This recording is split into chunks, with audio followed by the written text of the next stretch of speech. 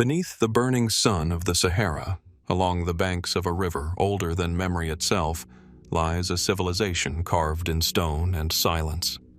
Egypt, land of pharaohs, pyramids, and gods, has fascinated the world for centuries. But behind the grandeur, beneath the gold and myth, are secrets time has not erased, only buried deeper.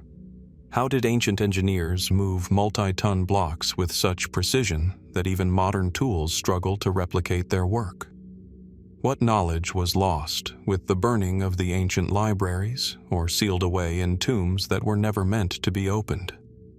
And why do certain artifacts seem to point to technologies, beliefs, or celestial patterns far ahead of their time? These are not just tales from forgotten scrolls or cryptic hieroglyphs. These are questions that continue to haunt archaeologists, historians, and seekers of truth alike. So prepare yourself for a journey through shifting sands and sacred ruins, where answers remain elusive and the past still whispers. Sit back, relax, and let's dive into the enduring mysteries of ancient Egypt. Hidden beneath the golden sands of Egypt, where stone temples rise from the desert like the bones of ancient giants, echoes a name steeped in shadow and wonder: Thoth. In the dim corridors of forgotten tombs and in the cracks of weathered hieroglyphs, this mysterious deity appears again and again, ibis-headed, solemn, bearing the tools of writing and wisdom. But beyond the myths, beyond the legends, whispers persist of something far more powerful, something never meant for human hands. It is called the Book of Thoth, according to fragments passed down through centuries by Greek philosophers, Arab scholars, and medieval mystics.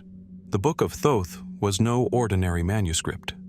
Said to be written by the god himself, it was described as a sacred text containing spells, incantations, and hidden knowledge. Secrets of the heavens, the earth, and the underworld. Instructions on commanding the elements, speaking with animals, even raising the dead. The very idea of such a book, so powerful, so dangerous, has captivated the imagination of seekers for millennia. But was it real? And if it was, where did it go? The earliest references to the Book of Thoth emerge from the Hellenistic period, a time when Egyptian religion and Greek thought were beginning to blur. Hermetic texts, esoteric writings attributed to the mythical sage Hermes Trismegistus, who was often equated with Thoth, spoke of divine wisdom accessible only to the initiated. These texts, which would later influence both Gnostic Christianity and Islamic alchemy, described knowledge hidden in symbols, numbers, and coded language. Knowledge not meant for the masses. Yet even earlier in the mythological corpus of ancient Egypt itself, Thoth was seen as the master of balance and cosmic order, the scribe of the gods, the keeper of the Ma'at, truth, justice, the divine blueprint. Some versions of the myth say Thoth created writing itself. Others go further, claiming he invented language, time, and even the laws of reality. It is within this mythic framework that stories of the book emerge, some claiming it was buried deep beneath the Nile, others suggesting it was hidden inside a tomb guarded by serpents and curses. One of the most frequently cited tales comes from the Egyptian Setne Kamwas texts, dating to the Ptolemaic period. In them, Setne, based on a historical figure, the son of Ramses II, goes on a perilous journey to uncover the Book of Thoth, which he believes will grant him godlike powers. He finds it, hidden in the tomb of a long-dead priest, protected by terrifying magical wards. But when he reads from it, disaster strikes. Madness, death, and divine punishment follow. The message is clear. Some knowledge is too dangerous to be possessed. Was this merely allegory? A cautionary tale against hubris? Or does it point to something older, deeper, something real? Scholars today generally regard the Book of Thoth as a symbolic text, not a literal object. They point to its appearances in religious literature, its metaphorical tone, and its role in magical training. Fragments of what might have been associated with it do exist. Collections of hieratic spells and rituals on papyrus scrolls housed in museums around the world. These texts include invocations to Thoth, formulae for communicating with the divine, and elaborate funerary rites. But none of them resemble a single, cohesive book with the kind of ultimate power the legends suggest. And yet, the mystery endures. Why? Because time and again, history has revealed that myth and reality are often closer than we imagine. Consider this. In the 20th century, hidden caches of manuscripts were discovered across Egypt, some in sealed jars, others in crumbling tombs. The Nag Hammadi Library, found in 1945, contained gospels and philosophical works long thought lost to history. The Dead Sea Scrolls, unearthed in caves near Qumran, revealed early Judaic texts preserved for over 2,000 years. Could there be other, still undiscovered caches? Perhaps even one bearing the mark of Thoth? Some fringe researchers believe so. They point to supposed hidden chambers beneath the Great Sphinx, to unusual energy patterns recorded inside the pyramids, to obscure symbols etched onto ancient stone that hint at forgotten codes. They ask, what if the Book of Thoth wasn't just written by man in reverence of a god, but by beings whose understanding of the universe far exceeded our own? Could Thoth have been more than a mythological figure? A representation, perhaps, of something or someone that came before recorded history? Ancient astronaut theorists, though dismissed by mainstream scholars, have long suggested that some Egyptian gods were actually advanced visitors from beyond the earth, their teachings encoded in texts like the Book of Thoth. They cite the sudden rise of Egyptian civilization, the precision of their architecture, and the mathematical sophistication of their calendars as evidence of an inherited knowledge. But even without venturing into the speculative, the questions remain profound. Why does this legend, this singular dangerous book, persist through time, across cultures, and into the modern era? Why have so many risked life, sanity, and reputation in pursuit of it? And most of all, if the Book of Thoth did exist, what kind of knowledge could it possibly contain, so powerful, so transformative, that even the gods would seek to keep it hidden? Some say the answers lie buried beneath centuries of dust and stone, waiting to be found. Others believe the book was never a physical object, but a metaphor for enlightenment, one that can only be earned, not discovered. Either way, the mystery remains. The desert holds its silence. The tombs remain sealed. And the God of wisdom keeps his secrets. What might we uncover if we dare to look closer? As the Nile winds through the heart of Egypt, its slow, eternal current brushes past a place seldom visited by tourists and rarely spoken of in guidebooks. Just south of Cairo, not far from the ruins of the once mighty city of Crocodilopolis, modern-day Fayum, lies the archaeological site of Hawara.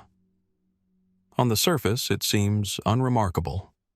A battered mortuary temple, some scattered blocks, the remnants of a once imposing pyramid built by Pharaoh Amenemhat III around 1800 BC. But what lies beneath may tell a different story entirely. Nearly 2,500 years ago, the Greek historian Herodotus traveled through Egypt and recorded what he witnessed. He described temples, tombs, and rituals. But one account stands apart, draped in mystery and magnitude. Herodotus wrote of an immense underground structure near the Pyramid of Amenemhat III. A labyrinth, he called it, one that, in his words, surpassed even the pyramids. He claimed to have seen it with his own eyes. According to his histories, the labyrinth consisted of 12 vast courts, connected by winding passages and interlocking chambers. so complex and so grand, he said, that no one could navigate it without a guide. The walls were covered in intricate carvings. The roofs, made of single massive stones, defied comprehension. And beneath this structure, Herodotus claimed, was an even deeper underground level containing the tombs of kings and sacred crocodiles. But here's where the mystery deepens. If such a massive labyrinth ever existed, where is it now? For centuries, the story of the labyrinth was considered an exaggeration, perhaps even a fabrication. Yet Herodotus was not the only ancient writer to mention it. The Greek geographer Strabo, writing in the 1st century BC, also described the labyrinth, adding further detail. He spoke of columns, chambers, and inscriptions, features he claimed were still visible in his time. The Roman writer Pliny the Elder mentioned it as well, reinforcing the idea that this was not simply myth or metaphor. But over time, the desert reclaimed its secrets. Earthquakes, floods, and looters eroded the land. The site, whatever it once was, disappeared from memory. Then, in the 19th century, explorers and archaeologists began to take a closer look. In 1888, British archaeologist Flinders Petrie conducted extensive excavations at Hawara. He confirmed the presence of the pyramid and temple of Amenemhat III. But he found little that matched Herodotus's grand description. Petrie did uncover a foundation of massive stone blocks just south of the pyramid, enough to suggest the base of an extensive structure, but nothing resembling the labyrinth as it had been described. He concluded that the complex might have existed, but that its materials were likely repurposed during later periods, reducing it to ruins. Still, not everyone was convinced that the story should be laid to rest. In 2008, a team of researchers from the Belgian-Egyptian Mataha expedition used ground-penetrating radar to survey the area beneath the sands of Hawara. What they found reignited the mystery. The radar scans revealed a vast substructure beneath the surface. Geometric patterns, voids, and corridors arranged in a highly organized layout. The anomalies were located exactly where Herodotus had described the labyrinth. The team proposed that this was the remains of the legendary complex, but the results were never widely published. Shortly after their announcement, the Egyptian Supreme Council of Antiquities reportedly restricted access to the findings. Some have speculated that the data was quietly buried. Others suggest it simply lacked the archaeological clarity to be acted upon. But the scans are real, and they hint at something substantial beneath the ground, a structure yet to be fully understood or excavated. Why, then, has no full-scale investigation been launched since? The answers are elusive. Political instability, logistical challenges, and the sheer cost of excavating a potentially massive underground complex beneath an already fragile archaeological site may all play a role. Some suggest that fears of damaging the nearby pyramid, or uncovering something controversial, might be holding back progress, and this, naturally, has opened the door to more speculative theories. Some fringe researchers believe the labyrinth may hold more than just tombs or temple halls. They claim it could be a hidden repository of ancient knowledge, possibly even linked to the legendary Hall of Records, a hypothetical cache of wisdom said to be hidden beneath the sands of Egypt by a lost civilization. Others connect the labyrinth to Atlantean myths, arguing that Egypt was once home to survivors of an advanced prehistoric culture whose technologies and philosophies were encoded in secret structures. More grounded theories focus on the symbolic role of labyrinths in ancient religions. In many traditions, labyrinths represent journeys of transformation, spiritual initiations through darkness and confusion toward enlightenment. Could the Egyptian labyrinth have served a similar purpose? A ritual landscape for priests and pharaohs to pass through before burial or rebirth? And if so, could traces of this spiritual architecture still lie buried, intact, beneath the sands of Hawara? Despite all the questions, very few answers have emerged. The site remains largely untouched. The data from the Mataha expedition, though tantalizing, has not been followed up with definitive excavation. The mystery, it seems, remains suspended, caught between history and legend, between what we think we know and what still waits in silence below. Could the greatest monument of ancient Egypt, the one that so captivated Herodotus, still lie hidden, untouched by modern hands? Or has it been lost forever, swallowed by time and earth? Perhaps one day the sand will give up its hold. Until then, the labyrinth sleeps. Just beyond the glimmering haze of the Mediterranean coastline, where ancient Alexandria once pulsed as the intellectual heart of the ancient world, a silent question lingers beneath the soil. Where is Cleopatra? Here, among weathered columns and fragmented statuary, the legacy of Egypt's final pharaoh feels close, yet distant. The sun-baked ruins tell tales of ambition, empire, seduction, and war. But one of the most enduring mysteries of all lies not in her life, but in her death. Cleopatra VII. Philopator, queen, strategist, diplomat, goddess to her people. Her reign marked the dramatic end of pharaonic Egypt, caught in the crosswinds of Rome's rise. She ruled not only with intellect and allure, but with a sharp political mind, navigating alliances with Julius Caesar and Mark Antony. Her name is synonymous with power and tragedy, and yet the final resting place of this towering historical figure remains unknown. According to classical sources, Cleopatra took her own life in 30 BC after the defeat of Antony's forces and the fall of Alexandria. Plutarch, writing more than a century later, claims she arranged for her body to be buried alongside Antony's in a splendid and regal tomb befitting their love and status. Octavian, soon to become Augustus Caesar, allegedly honored that request, permitting their burial together as a final act of mercy. But beyond these accounts, the trail grows cold. Where was this tomb? What happened to it? And why, after 2 millennia of searching, has no one been able to find it? The first place many would think to search is Alexandria itself, the city Cleopatra called home. Founded by Alexander the Great, it was a shining jewel of the Hellenistic world, a hub of knowledge and art. But the ancient city now lies largely submerged beneath the sea. Earthquakes and tsunamis, coupled with centuries of shifting land, have buried much of the classical cityscape under meters of silt and water.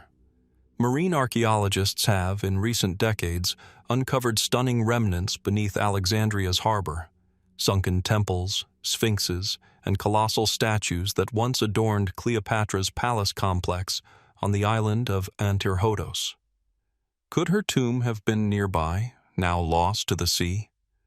Some suggest that if the structure was located within her palace precinct, it may now lie submerged or destroyed, unreachable beneath layers of sediment.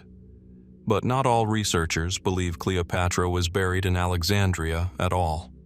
In recent years, attention has turned south, to a site near the ancient city of Taposiris Magna, about 45 kilometers west of modern Alexandria. Here, at a windswept limestone temple dedicated to the goddess Isis, a team led by Dominican archaeologist Kathleen Martinez has spent over a decade searching for clues.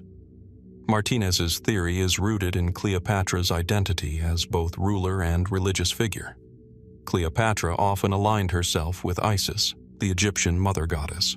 She may have chosen to be buried in a temple to Isis to reflect her divine role, not just her royal one. In this temple, excavations have revealed intriguing finds. Coins bearing Cleopatra's image, carvings of her royal titles, and burial shafts leading to deep, sealed tombs. Human remains have been found in sarcophagi sealed for over 2,000 years, but none have yet been confirmed to belong to Cleopatra or Antony. So, could this be the place? Could the famous lovers lie hidden beneath the temple floor, waiting to be uncovered? Not all scholars agree. Critics argue that Taposiris Magna, while fascinating, lacks definitive proof. The temple itself dates earlier than Cleopatra's time, and no inscriptions naming her or Antony directly have been found. The idea of her burial here remains a theory, compelling but unconfirmed, and that opens the door to more speculative interpretations. Some fringe researchers suggest that Cleopatra's tomb was deliberately hidden, either by loyal followers seeking to protect it from desecration or by Roman forces aiming to suppress her legacy. According to this theory, her burial site might not be marked at all, but concealed in an unassuming location, possibly even within the desert or Nile Delta. Others believe her tomb was looted and erased in the centuries following her death, either by natural disaster or human hands. Still others connect Cleopatra's missing tomb to broader theories of hidden chambers beneath ancient Egyptian sites. Could the tomb lie under one of the many unexplored areas of Egypt's monumental complexes, perhaps beneath the Temple of Isis at Philae, or even within the Giza Plateau? These theories remain speculative, but they underscore a simple truth. Much of Egypt's ancient landscape remains unmapped, undiscovered, or inaccessible. It is worth noting that the loss of Cleopatra's tomb is not unique in ancient history. The tomb of Alexander the Great, whose legacy she so admired, has also never been found. Some wonder whether this is coincidence or design. In a world where even pharaohs could be forgotten, where monumental temples vanish beneath the earth or the sea, perhaps the absence of Cleopatra's tomb is not so surprising. Yet its mystery endures because of what it represents. To find it would be to close one of the most iconic chapters in human history. To step into the room where Cleopatra lies would be to stand at the very threshold between ancient East and rising West, between myth and memory. Was Cleopatra buried in royal splendor beside her beloved Antony, as ancient writers claimed? Or does she lie alone, in an unmarked crypt beneath forgotten stone? Could her tomb still be waiting, just beyond our reach? Or has it already crumbled into dust, lost forever to history? Until the sands yield their secret, we can only wonder. Beneath the rising heat of the Giza Plateau, one figure stands silent, enigmatic, and seemingly eternal. The Great Sphinx, carved from a single limestone outcrop, has watched over the desert for millennia. With the body of a crouching lion and the face of a man, it is both guardian and riddle, monument and mystery. Measuring over 240 feet long and towering more than 65 feet high, the Sphinx exudes power, precision, and timelessness. Its weathered face gazes eastward toward the dawn, as though anticipating the return of something long lost. But despite its iconic status, one question continues to divide experts, stir controversy, and provoke re-examination of everything we thought we knew about ancient Egypt. How old is the Great Sphinx of Giza, really? Mainstream Egyptologists have long attributed the construction of the Sphinx to the reign of Pharaoh Khafra around 2500 BC. This conclusion is drawn from proximity. The Sphinx is located near Khafra's pyramid, and from stylistic comparisons between the face of the statue and surviving representations of the king. The adjoining causeway and valley temple also seem to align with this era. The narrative fits neatly into the broader timeline of the Old Kingdom. But since the 1990s, a growing body of researchers has raised doubts, not through artistic critique, but geological observation. When geologist Dr. Robert Schoch first examined the Sphinx enclosure, he wasn't looking for controversy. He was looking at rock. What he saw changed everything. Unlike other monuments on the Giza Plateau, the Sphinx and the walls of its surrounding trench show a distinctive form of erosion, deep vertical fissures and undulating weathering patterns that suggest prolonged exposure to water, not just wind and sand. Schoch proposed that these features could only have formed under heavy, sustained rainfall, a climate condition that hasn't existed in this region of Egypt since at least 5000 BC, possibly earlier. If his assessment is correct, the implications are staggering. It would mean that the Sphinx predates Khafra's reign by thousands of years, perhaps as far back as 7,000 or even 9,000 BC. It would suggest that an advanced culture, capable of large-scale stone carving, existed in Egypt long before the dawn of dynastic civilization. But is the evidence truly that clear? Shouk's theory ignited what would become known as the Sphinx water erosion debate. Critics from the academic community responded swiftly, arguing that the weathering could be explained by other means: condensation, dew, localized runoff from flash floods, or variations in the limestone itself. They also pointed out that no tools, settlements, or material culture from 9,000 BC, nothing comparable to the grandeur of the Sphinx, have ever been found in Egypt. Yet Shouk's supporters remain firm. They argue that the geological indicators are consistent across the Sphinx enclosure but not present on structures known to have been built in the Old Kingdom. Furthermore, the Sphinx sits in a depression that would have naturally channeled rainwater. They also note that certain pre-dynastic structures elsewhere in the world, like Göbekli Tepe in modern-day Turkey, dated to around 9600 BC, demonstrate that organized monument-building societies may have existed earlier than previously assumed. Adding another layer of intrigue is the mysterious erosion on the Sphinx's back and flanks, erosion that seems to suggest not just age but repeated exposure to water from above, not below. Could this point to torrential rains, or even ancient flooding? And then there is the matter of the Sphinx's head. Many observers, including some Egyptologists, have noted that the head appears disproportionately small in comparison to the massive lion's body. Some suggest it was recarved during a later period, possibly from the original head of a lion or another figure. If true, this could indicate that the body of the Sphinx is far older than the face we recognize today. But no one knows for certain. As with so many ancient mysteries, the lack of definitive evidence opens the door to more speculative ideas. Alternative historians have suggested that the Sphinx may have been part of a much older, now lost civilization, perhaps one that survived a global catastrophe at the end of the last ice age.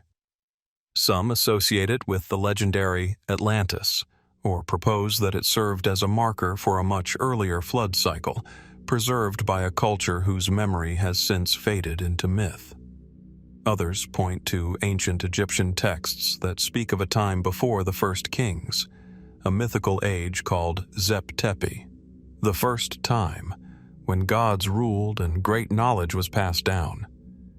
Could the Sphinx be a relic of that forgotten era? The Egyptian authorities, for their part, have been cautious. While excavations around the Sphinx have taken place over the years, access remains tightly controlled. Some fringe theorists argue that evidence, such as hidden chambers beneath the Sphinx's paws, has been deliberately withheld or downplayed, though mainstream scholars insist that any anomalies found through ground-penetrating radar have not yielded convincing results. And so the debate continues, careful, contentious, unresolved. In the shifting light of day, the Sphinx's expression seems to change. At dawn, it appears alert, watchful. At dusk, it seems to recede into thought, burdened with secrets no one can quite decode. Whether the result of erosion, artistry, or some deeper mystery, it invites endless speculation. Could this great statue truly be older than the pyramids it guards? Could it be the final trace of a forgotten chapter of human history, erased not by conquest but by time and climate? Or is it simply what it appears to be, a monument of old kingdom pride, misread by the chisel of wind and water? The stone remains, the questions endure, and the sands of Giza keep their silence. Tucked away along the western bank of the Nile, in the shadow of the quiet desert, stands one of Egypt's most remarkably preserved temple complexes, Dendera. Its massive stone columns, adorned with celestial motifs and richly carved reliefs, seem to echo with ancient chants. Unlike the wind-blown monuments of the Giza Plateau or the solemn tombs of the Valley of the Kings, Dendera feels enclosed, protected, almost as if it were meant to guard something, hidden. The temple is dedicated to Hathor, the goddess of love, fertility, and cosmic harmony. But deep within its subterranean chambers, in a crypt far from the reach of sunlight, is an image that has puzzled scholars, artists, and engineers alike. A carved relief that some believe may depict a lost chapter in human understanding. It is known simply as the Dendera Light. The image shows a series of elongated oval shapes, each emerging from what appears to be a lotus flower. Inside the ovals, curling filaments resemble serpents, stretching outward in arcs that appear to be radiating or glowing. One figure holds the object aloft, while another seems to touch or support it. At first glance, it is beautiful and strange, but for some, it is more than symbolic art. Could it be a form of ancient technology?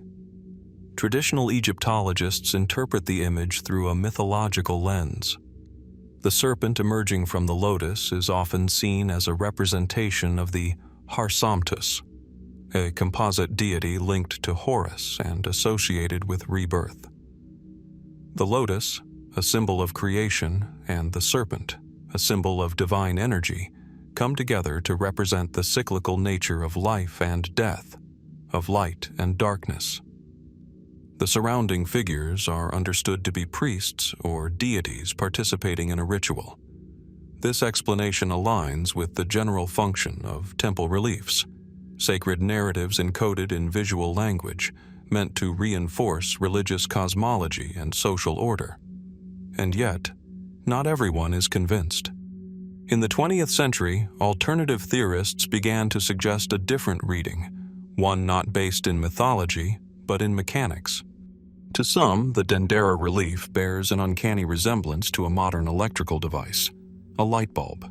Specifically, they point to similarities with a Crookes tube, an early vacuum lamp that emits light when electricity passes through a gas-filled chamber.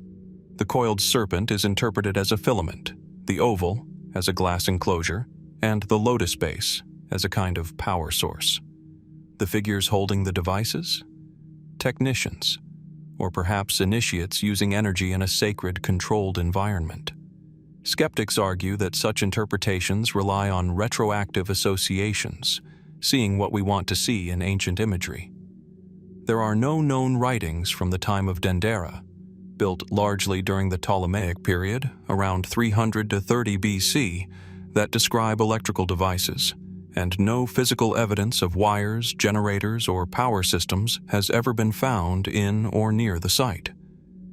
But proponents of the ancient electricity theory raise a different question.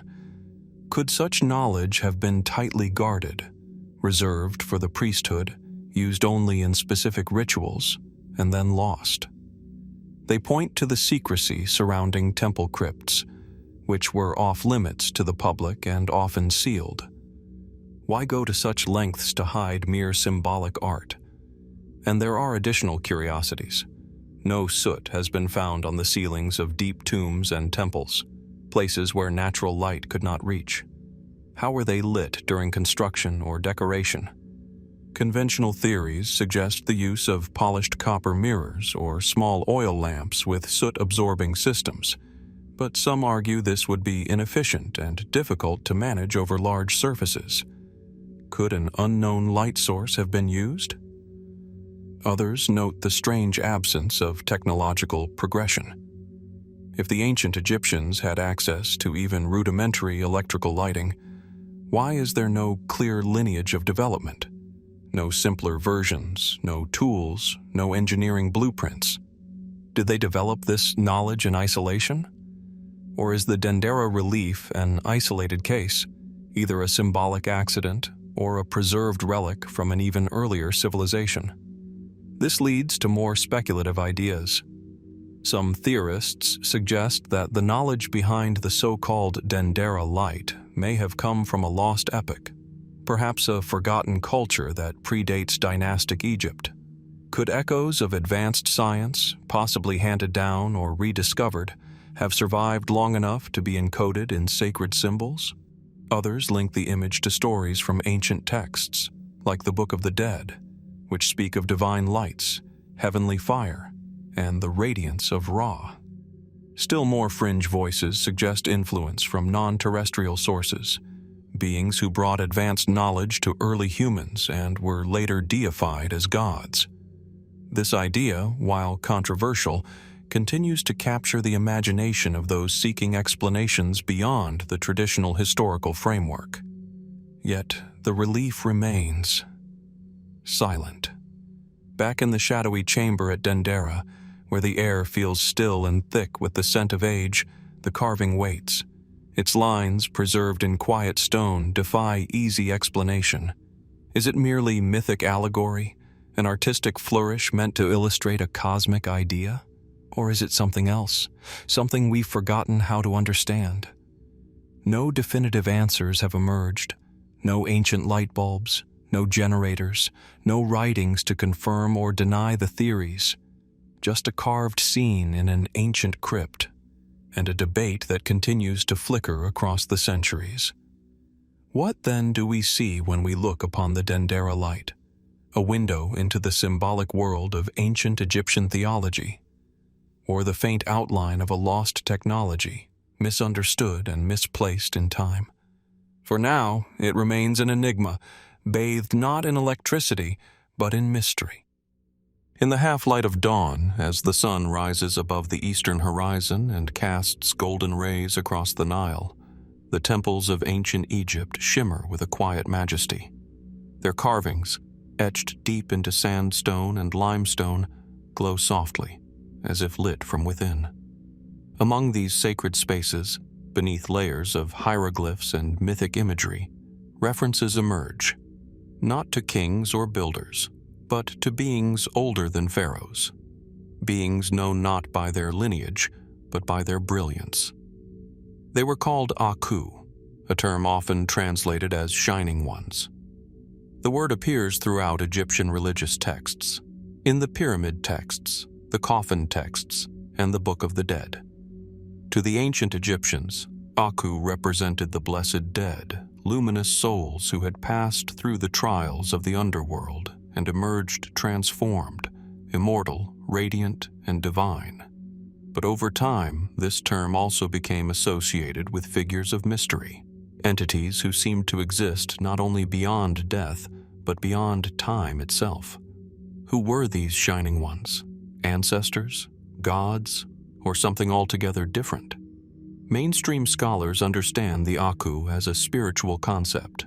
In this view, the term refers to the elevated dead, those who had achieved a form of sacred enlightenment through successful navigation of the afterlife. These luminous spirits became one with the stars, often linked to the imperishable constellations in the northern sky. Tomb inscriptions and temple hymns describe them as beings who dwell in the heavens, guide the living, and shine eternally in the presence of the gods. But even within this framework, something curious emerges. Descriptions of the Aku often blur the line between metaphor and material. They are said to descend from the sky, to illuminate the darkness, and to appear suddenly in times of need or transition. They are connected to fire, to light, and to sound. Some accounts describe them as those who travel in the boats of Ra, accompanying the sun god on his celestial journey, watching over Egypt from the stars. Others hint at their presence during the creation of the world, long before the age of men.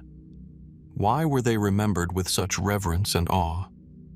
And why did ancient priests place such emphasis on joining their ranks in death? In recent decades, researchers have begun to ask whether these references might preserve more than religious metaphor. Could the Shining Ones represent a memory of something real? Some historians point to early dynastic art and iconography, particularly from the First and Second dynasties, around 3000–2700 BC, that depicts tall, radiant figures often distinguished from human attendants. These beings are typically shown larger than life, surrounded by solar disks, stars, or elaborate headdresses associated with light. In a few rare cases, they appear to carry staffs or devices not easily identified within the known context of Egyptian ritual tools. Egyptologists interpret these images symbolically, representations of gods or ancestral spirits rendered in religious art. But others suggest they may reflect something more literal, the memory of visitors, leaders, or teachers whose appearance, presence, or abilities were so extraordinary that they were remembered not as mortals, but as luminous beings. This idea finds echoes in the myth of Zep-Tepi, the first time, described in the texts of the Temple of Edfu and elsewhere, as a golden age when gods walked among men before the world fell into chaos. During this era, a pantheon of divine figures, often associated with Thoth, Osiris, Isis, and Horus, are said to have ruled the land, brought order to the earth, and taught the secrets of civilization. Were these gods merely symbolic expressions of cosmic order? Or do they preserve a veiled history, a record of an ancient race of enlightened beings later mythologized as divine? This line of questioning has led some researchers down more speculative paths. Alternative theorists, drawing comparisons with Mesopotamian Anunnaki legends and the luminous Devas of Indian tradition, suggest that the Shining Ones may refer to a global archetype, ancient beings of light or advanced intelligence who interacted with early human societies across multiple cultures. In this view, the Aku could be part of a wider, forgotten narrative, one encoded in the myths and monuments of ancient peoples. Some go further, proposing extraterrestrial origins. If these radiant figures descended from the sky, moved with power and purpose, and brought knowledge to humanity, could they have been non-human in origin? Advocates of this theory point to depictions of flying discs, star alignments in temple architecture, and unusual artifacts, such as the so-called Djed Pillar and Was Scepter, as clues to lost technologies or symbolic memories of encounters beyond our current understanding. Mainstream archaeologists caution against such interpretations. They argue that the symbolism of light, stars, and divine guidance is deeply rooted in human culture, not necessarily evidence of something alien. They stress that religious language often uses metaphors of brilliance, elevation, and otherworldliness to describe transformation and transcendence, not literal physics or history. But even within accepted scholarship, the Aku remain elusive. What precisely was the process of becoming Akh? Why were certain tombs and rituals designed to invoke or attract their presence? And why did later dynasties, long after the Old Kingdom, continue to honor these luminous ones in their burial texts and magical spells? Today, when we walk through the hushed halls of ancient temples, when we gaze up at ceilings painted with stars and walls that speak of eternal light, we can still sense the gravity of these beings. The Egyptians didn't just revere them. They aspired to become them. The Shining Ones were more than spirits. They were ideals, perhaps memories, preserved through symbol, language, and stone. Whether they were ancestral souls, deified teachers, or something else entirely, we cannot say for sure. Were the Aku simply poetic expressions of the afterlife? Or do they hint at a forgotten era when radiant beings shaped the dawn of civilization? As always in Egypt, the lines between myth and memory blur, and somewhere in the silence of the stone, the Shining Ones remain.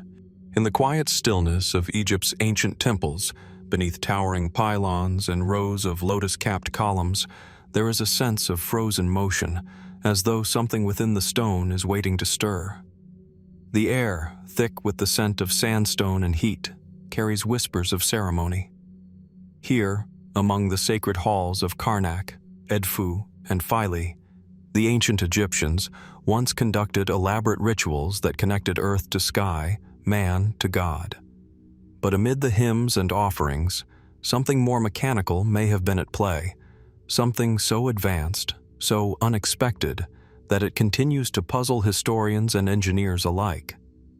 Ancient texts and archaeological evidence point to a phenomenon that sounds almost mythical: temple doors that opened by themselves. How could this have been possible over 2,000 years ago, and what might these hidden mechanisms reveal about the true extent of Egyptian ingenuity? Our journey begins at the Temple of Edfu, one of the best preserved temples in Egypt, dedicated to the falcon-headed god Horus. Massive sandstone walls rise from the desert, their surfaces etched with tales of divine battles and cosmic order. Deep within the sanctuary, in the inner sanctum where the god's presence was once believed to dwell, priests conducted daily rites in strict seclusion. But what happened in the outer courts was often far more theatrical.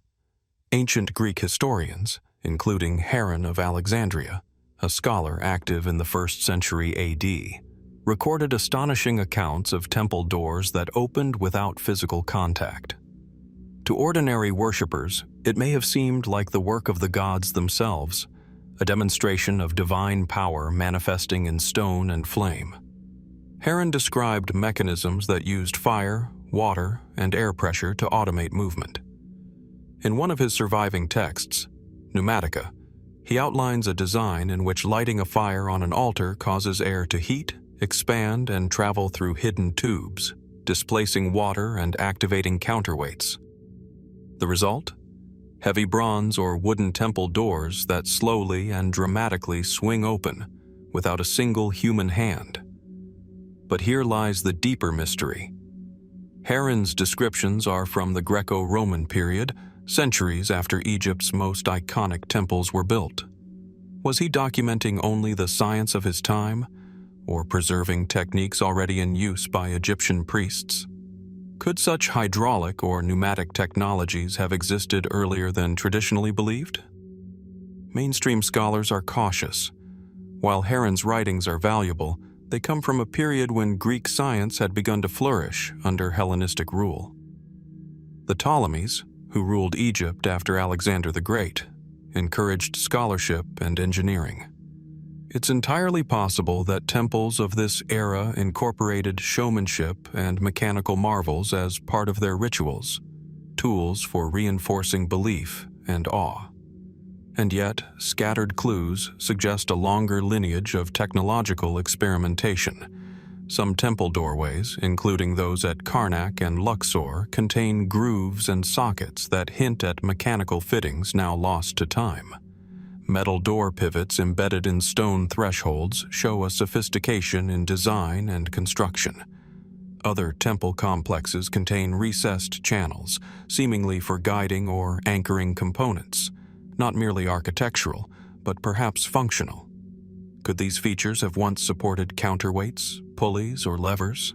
If so, how much of Egypt's mechanical knowledge has been forgotten beneath layers of ruin and sand? The evidence is incomplete, but tantalizing. Some researchers point to the role of the Egyptian priesthood, not just as spiritual leaders, but as scientists in their own right. The House of Life, an institution found in many major temples, was a center for recording, storing, and possibly experimenting with knowledge.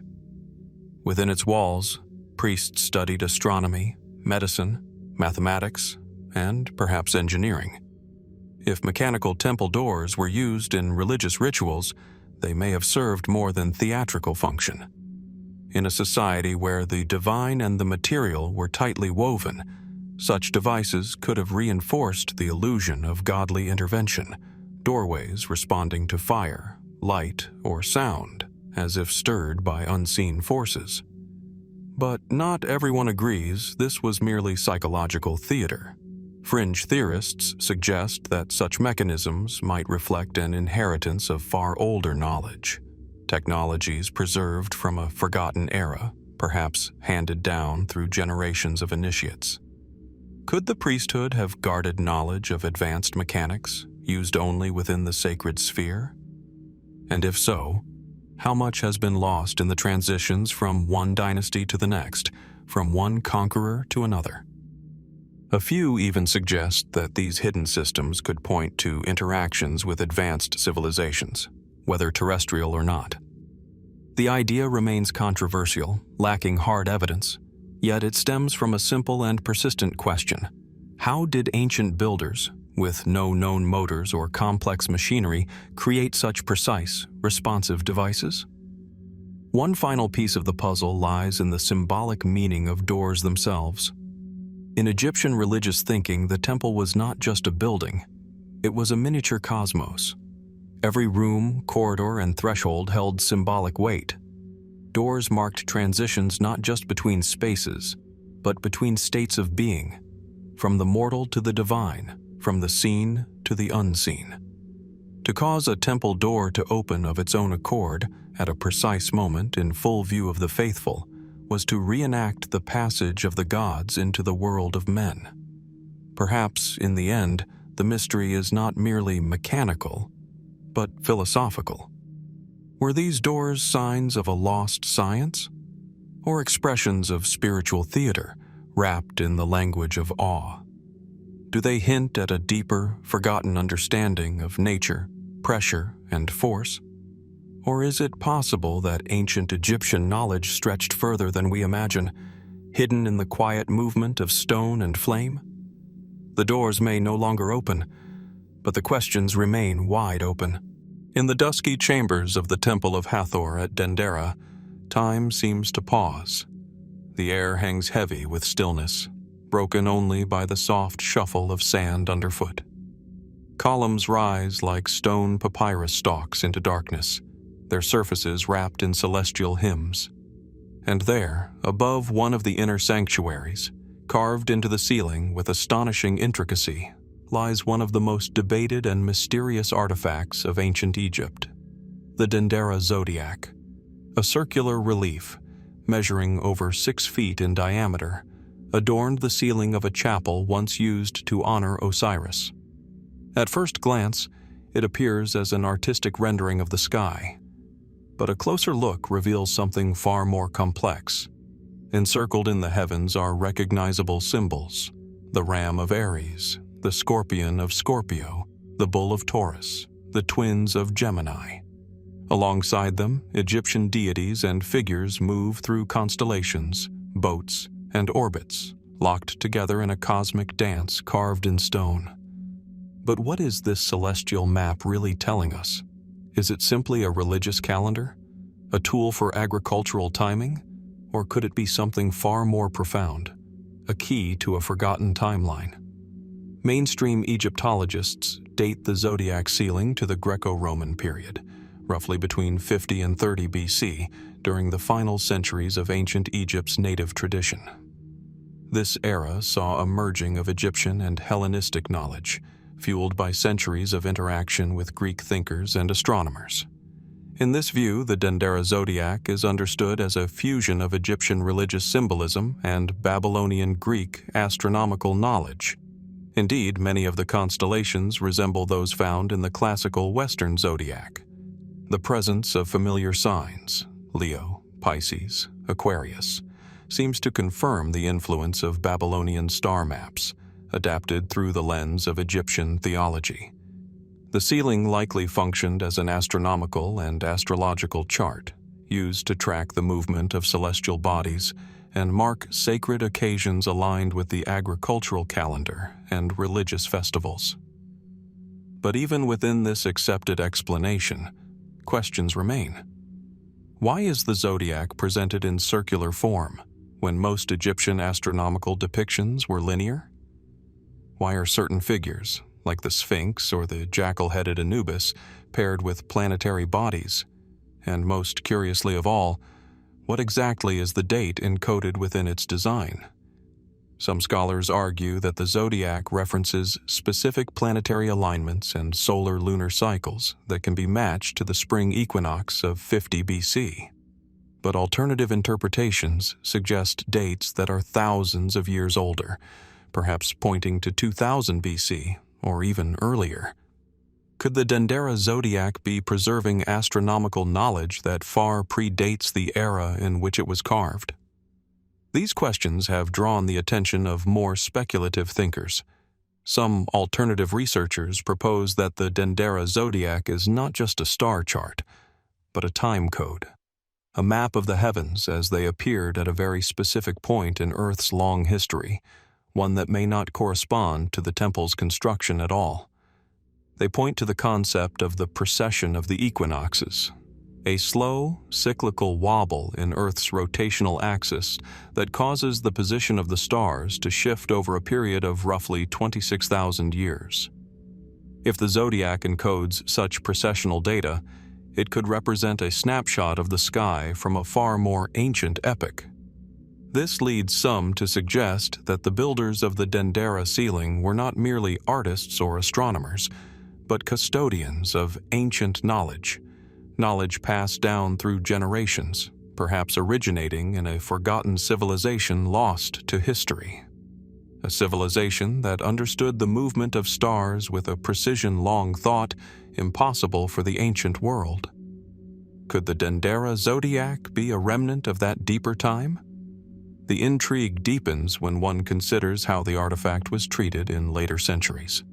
In 1798, during Napoleon's expedition to Egypt, French scholars discovered the zodiac and were astonished by its complexity. Its circular shape and foreign symbolism stirred immediate fascination across Europe. In 1821, under controversial circumstances, the zodiac was removed from the temple and transported to France. It now resides in the Louvre Museum in Paris. The removal ignited a storm of debate. Not only had an important piece of Egypt's heritage been taken, but it had also triggered new lines of inquiry, many of which challenged prevailing ideas about Egypt's scientific capabilities. Some 19th century scholars suggested the zodiac proved that Egypt's astronomical understanding extended back to a mythical Golden Age, when priests could track eclipses, planetary movements, and even axial shifts of the Earth. Mainstream historians dismissed these ideas as romantic speculation. Yet the conversation never fully faded.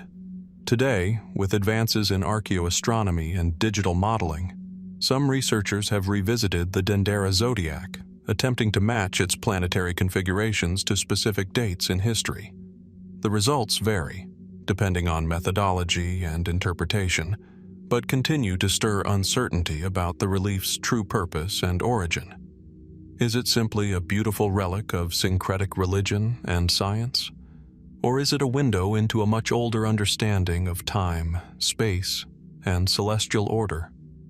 Beneath the ceiling's carving, in the cool shadows of the temple, it's easy to feel the weight of the cosmos pressing in, stars locked in stone, planets frozen in orbit, time suspended in eternal loops. One cannot help but wonder if the ancient priests of Dendera were watching something more than seasonal change, perhaps watching the turning of the world itself. Could they have known of cycles far beyond their era? Might the zodiac preserve data from a vanished epoch, recorded with purpose and care? Or are we simply misreading a sacred calendar, our modern minds searching for complexity where there was none? The Dendera zodiac remains silent, but its stars continue to stir the imagination. And perhaps, hidden in its carved constellations, something ancient still waits to be understood. Beneath the dry sands of Upper Egypt, near the modern town of El-Baliana, the ancient city of Abydos holds secrets far older than its crumbling walls suggest. The air here is different, thicker with time, heavier with memory. Abydos was once one of the most sacred sites in all of ancient Egypt, a place believed to be the burial ground of Osiris, the god of death, rebirth, and the eternal cycle of life. At the heart of this spiritual epicenter stands a structure unlike anything else in Egypt. Half sunken and flanked by massive stone columns, it lies just behind the famed temple of Seti Wursh, and yet seems to belong to a far earlier world. This is the Osirion. Its architecture is starkly different from the refined hieroglyph-covered halls of Seti's temple. Instead, it is raw and elemental, built from enormous granite blocks, some weighing over 60 tons, arranged with a precision and scale that baffles modern observers. These monoliths are smooth, unadorned, and fitted with an accuracy that calls to mind the megalithic sites of far-off lands.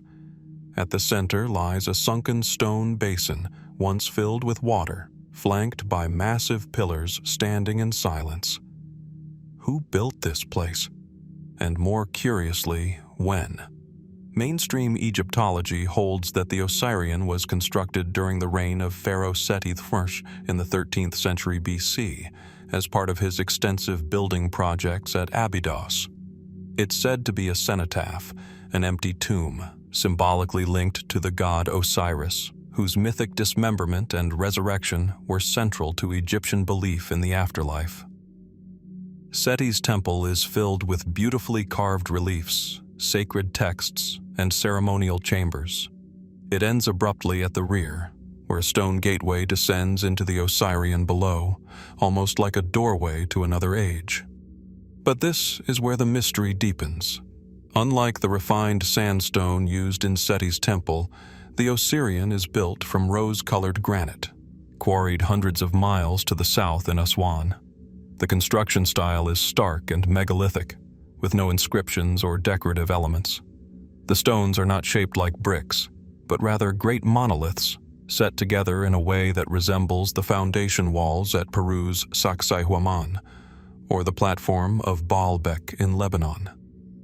Why would Seti I, known for his artistic finesse, commission a secondary temple so different in form, material, and technique?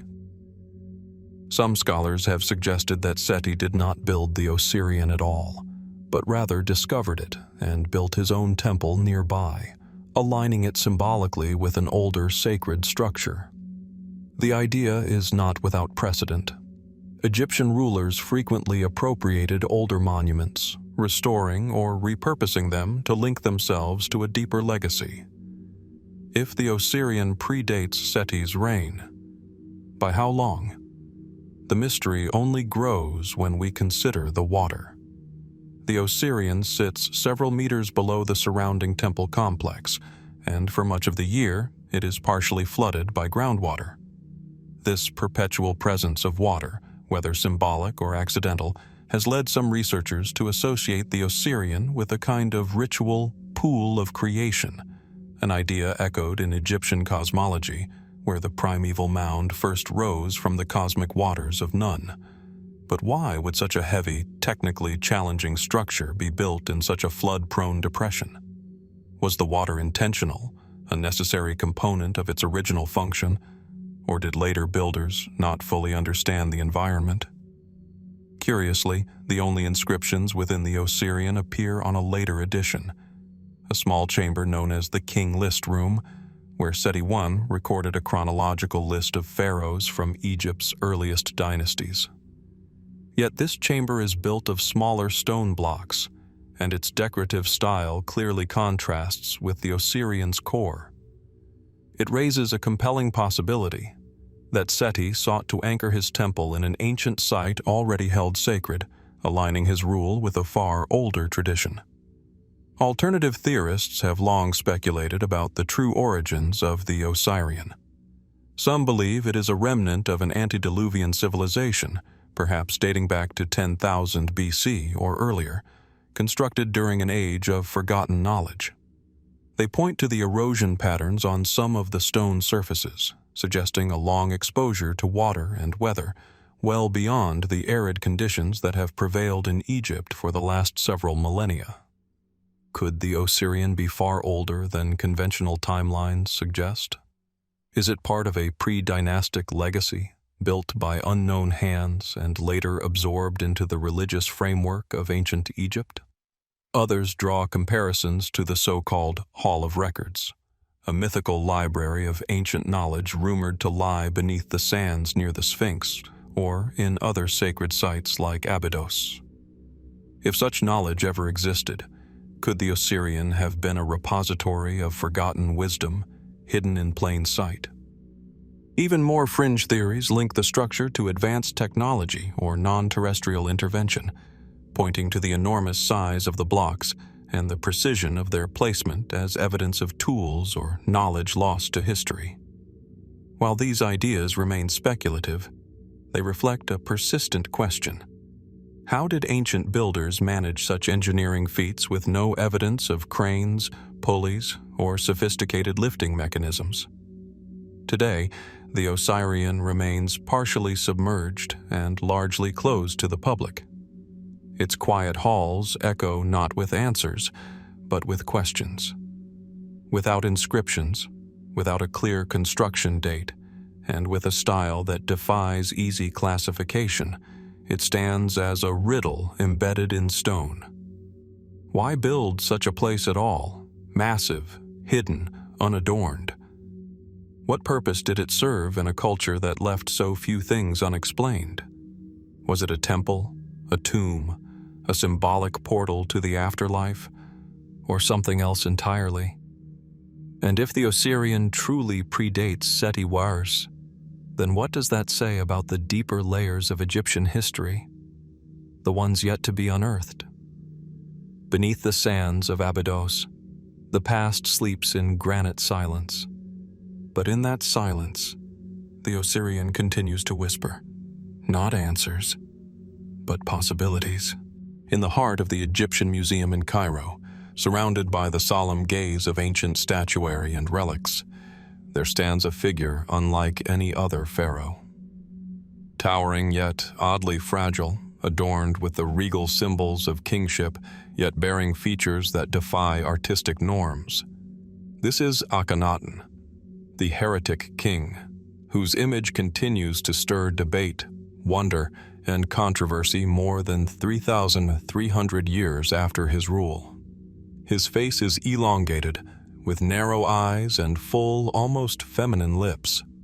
His limbs appear unusually slender, his belly distended, hips wide, markedly different from the idealized masculine forms of earlier and later pharaohs. Some statues depict him with a long neck and a torso that appears curved, even androgynous. In some portrayals, he seems almost alien. Why did the artisans of his court choose to render their king this way? Was it a stylistic revolution, a symbolic departure, or the reflection of a deeper physical truth? Akhenaten, who reigned during the 18th dynasty around 1353 to 1336 BC, is perhaps best known for his radical religious reforms. He rejected Egypt's traditional pantheon of gods in favor of a singular solar deity, the Aten, represented as a radiant sun disk. He moved the royal capital to a new city, Akhenaten, modern-day Amarna, and reshaped Egyptian theology into a form of proto-monotheism that would last only during his lifetime. But just as radical as his spiritual shift was his personal image. From Karnak to Amarna, from tomb reliefs to colossal statues, Akhenaten is consistently depicted in this unusual, exaggerated form. Earlier pharaohs were shown in muscular, idealized fashion, embodiments of divine masculinity. Akhenaten, by contrast, appears with soft curves, narrow limbs, and a face that breaks sharply from Egyptian artistic tradition. At first, scholars believed this was symbolic, a deliberate stylistic break to emphasize his divine transformation. Under Akhenaten, art became more fluid, more emotional, more naturalistic in some respects. Scenes show the royal family in intimate poses, playing with children, sharing meals, basking beneath the rays of the Aten. This departure from rigid court formalism was revolutionary, and many believed Akhenaten's strange appearance was part of that same reform, a theological metaphor. Was he blending male and female attributes to embody both aspects of creation, aligning himself with the androgynous, all-encompassing sun god? Or was it a way to emphasize his uniqueness, separating him from mortal men? Yet not all researchers are satisfied with the symbolic explanation. Some medical historians and geneticists have proposed that Akhenaten may have suffered from a rare genetic condition. Marfan syndrome is one possibility, marked by elongated limbs, narrow faces, and curvature of the spine. Others suggest Froelich's syndrome or even Klinefelter syndrome, which could potentially account for his feminized appearance. However, each of these has its own complications and inconsistencies, and the evidence is inconclusive. There are also those who believe the depiction was at least partially accurate, that Akhenaten may have looked different from the average man, and that his image was based in some physical reality, amplified by artistic convention.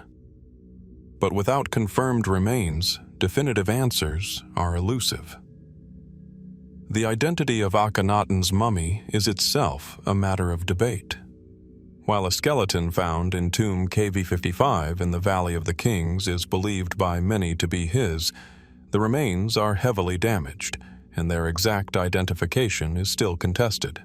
DNA testing has linked the KV55 mummy to Tutankhamun as his likely father, strengthening the case. Yet even so, the skeleton does not clearly exhibit the anatomical features shown in art. Does this suggest the images were symbolic after all?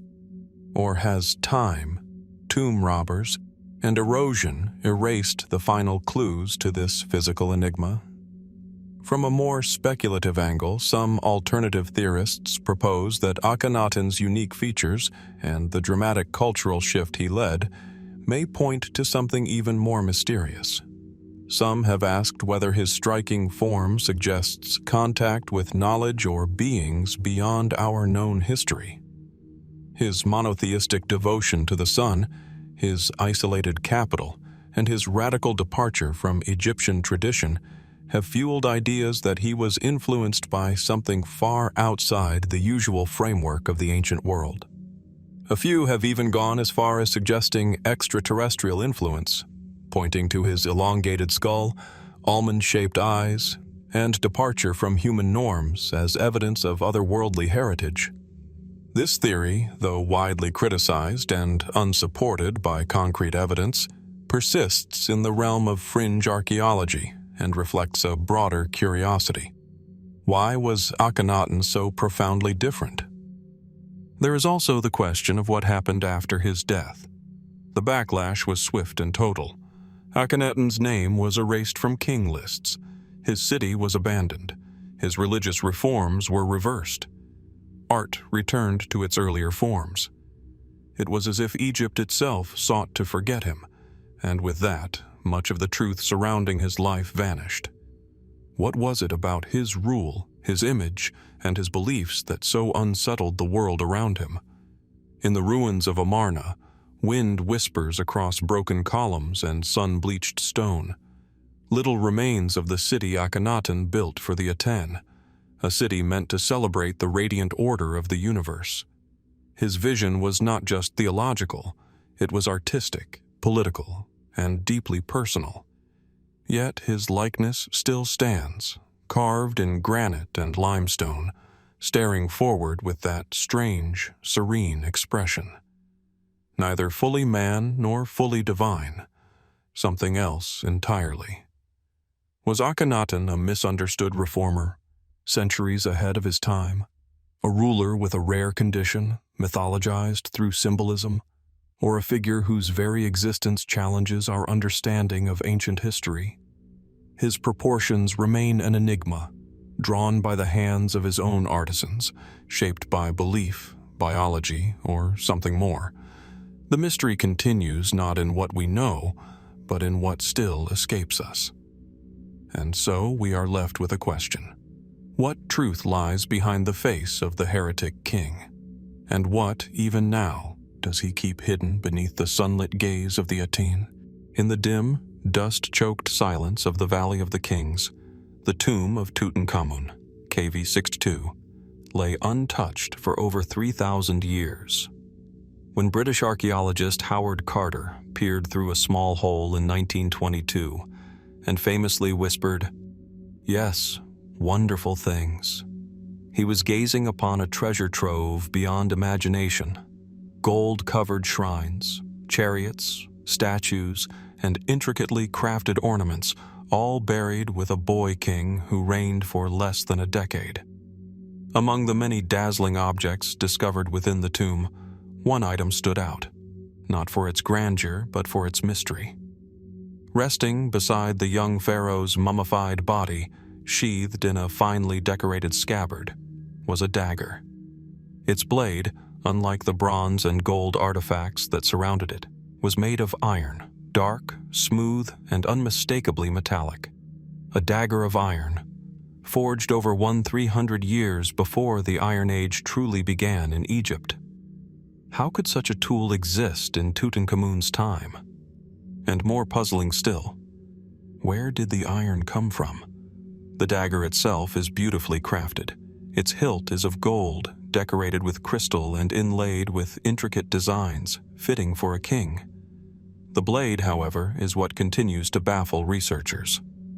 Iron, during the 14th century BC, was exceedingly rare in Egypt.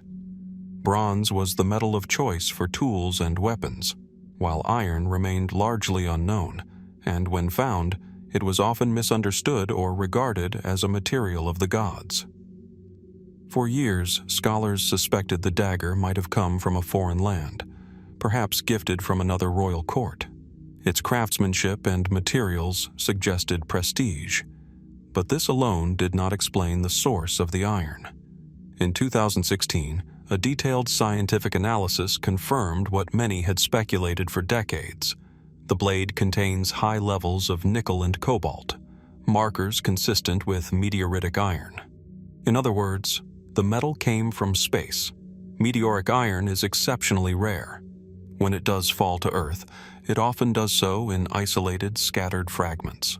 For the ancient Egyptians, who had no formal smelting techniques for iron ore at the time, this kind of iron would have been the only accessible source, and even then, only in tiny amounts. To find it, retrieve it, work it, and forge it into a dagger of royal quality required not only extraordinary skill, but knowledge that seems out of place for its era.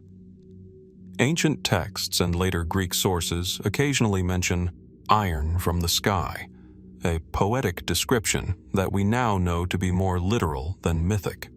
But what tools and techniques could Egyptian artisans have possessed to work with such a challenging material? Iron has a much higher melting point than bronze, and shaping it without advanced metallurgy would have been exceedingly difficult. How then was the dagger made with such precision? Was the metal simply cold-worked, hammered carefully over time without melting? Or did the Egyptians, or perhaps others, possess a technique now lost to us? This question has led some researchers to consider broader possibilities. Could the dagger have originated far beyond Egypt's borders? The cosmopolitan world of the Late Bronze Age was interconnected in surprising ways. Egypt maintained diplomatic and trade relations with Anatolia, Mesopotamia, and the Aegean. Some point to the Hittites, who are known to have experimented with ironworking during this period, albeit in very limited quantities. Could the blade have been a foreign gift, perhaps passed down over generations and buried with Tutankhamun as a treasured heirloom? Alternatively, was it an object of religious or symbolic significance rather than warfare? In a culture where celestial omens and sacred metals held profound spiritual meaning, a dagger forged from the heavens would not have been just a weapon, it would have been a relic of the gods. The symbolism is hard to ignore. In Egyptian cosmology, the sky was not merely a backdrop, it was a living realm inhabited by divine forces. A weapon fashioned from the stars themselves would carry immense ritual power. It may have been seen as a protective talisman for the pharaoh in the afterlife, a way to arm the soul for its journey beyond the western horizon. And yet, other voices have asked whether there's more to the story still. Some fringe theories suggest that the iron dagger, and objects like it, point to lost knowledge, or earlier forgotten civilizations. Cultures that may have mastered metallurgy long before conventional history allows. They argue that the presence of advanced ironwork in Tutankhamun's tomb is not an anomaly, but a remnant of knowledge once held and then lost, perhaps by a catastrophe or through the natural erosion of time. Still others draw attention to the elegance and sophistication of the blade itself. Its balance, its finish, and the detail of its hilt seem at odds with what we expect from a material considered new or experimental. Could it be a copy of something even older? A royal reproduction of an ancient artifact from Egypt's mysterious prehistory? The more we learn about ancient Egypt, the more we are reminded of how much we don't understand.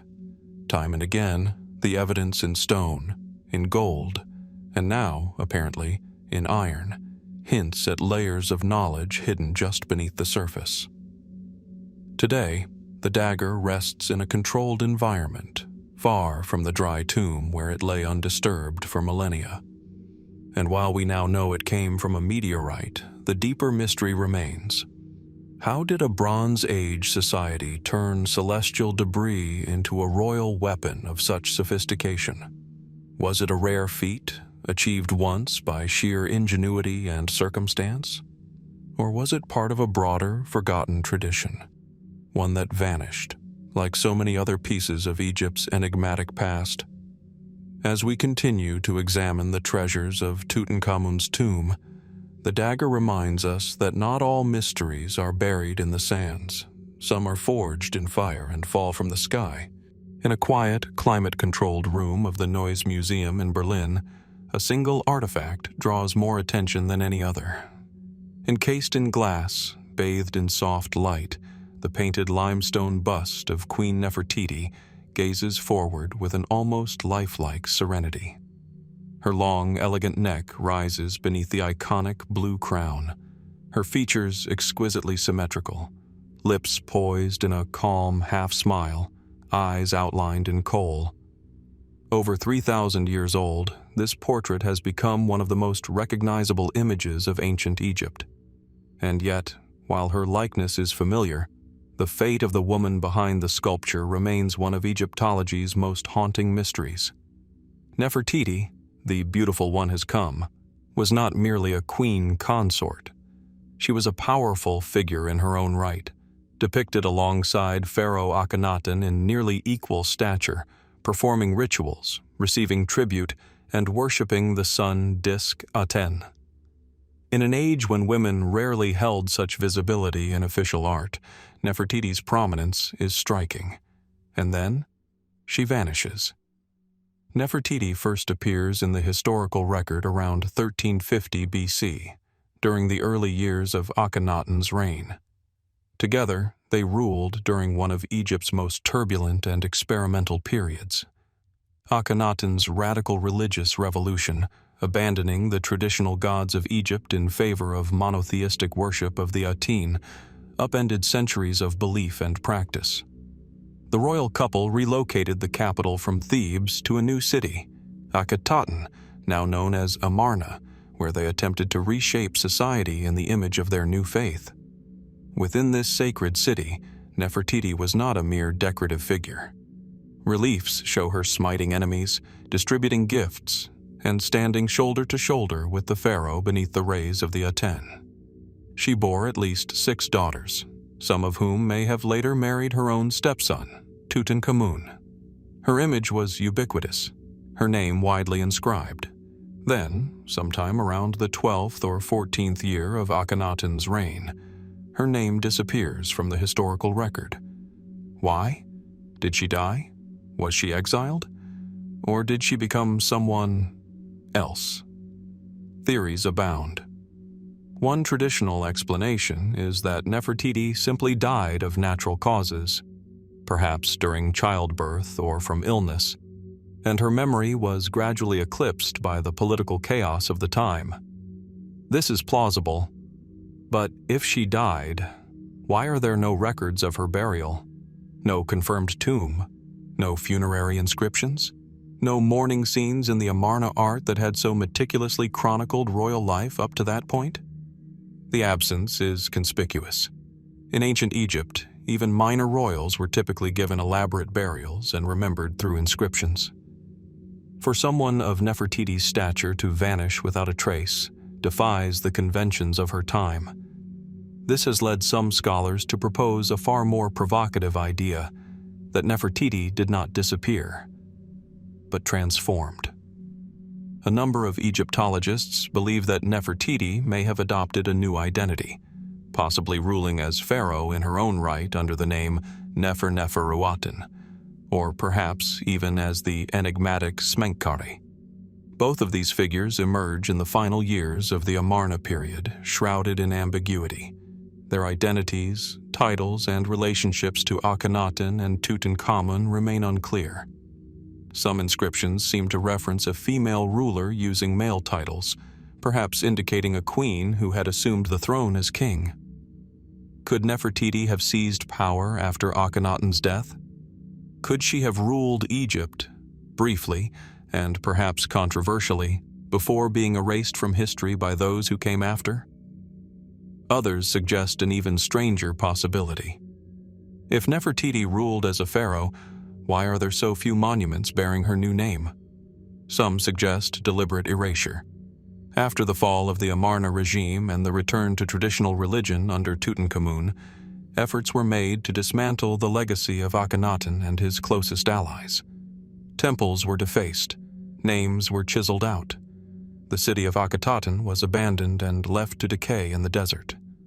Was Nefertiti's fate bound to the same religious and political backlash that sought to blot out Akhenaten's entire revolution? Or could her memory have been hidden, intentionally buried, her tomb sealed away from the world as an act of protection or punishment? In recent years, archaeological attention has turned again toward the Valley of the Kings, where researchers hope Nefertiti's final resting place may yet be found. In 2015, Dr. Nicholas Reeves proposed that hidden chambers might lie behind the walls of Tutankhamun's tomb, chambers that could belong to Nefertiti herself. Scans revealed faint anomalies that some interpret as blocked doorways, although further exploration has yet to confirm this. The idea is compelling, that the tomb of the most famous pharaoh in the world might, in fact, be an extension of an earlier tomb, one built for a queen who may have ruled as king. If true, it would not only explain the small size and unusual layout of Tutankhamun's burial site, but it would also place Nefertiti closer to the center of Egyptian royal succession than ever previously imagined. And yet, nothing definitive has been uncovered. Meanwhile, speculation continues to swirl. Was Nefertiti a foreign princess, as some older theories suggest, possibly from Mitanni or Syria, whose origins were obscured for political reasons? Was she a native noblewoman elevated to unprecedented heights by her royal marriage and charismatic presence? Did she fade quietly from history? Or was she erased, intentionally hidden by those who opposed her reign and beliefs? And if her tomb remains undiscovered, what might still lie beneath the sands of Egypt? A burial chamber, untouched and unspoiled, a cache of texts revealing her final years, or simply silence, the kind that clings to all unresolved stories. In the still ruins of Amarna, where sun-bleached stone bears the faint outlines of erased names, the ghost of Nefertiti lingers. Her image, immortalized in art, remains vivid, but her voice has long since fallen silent.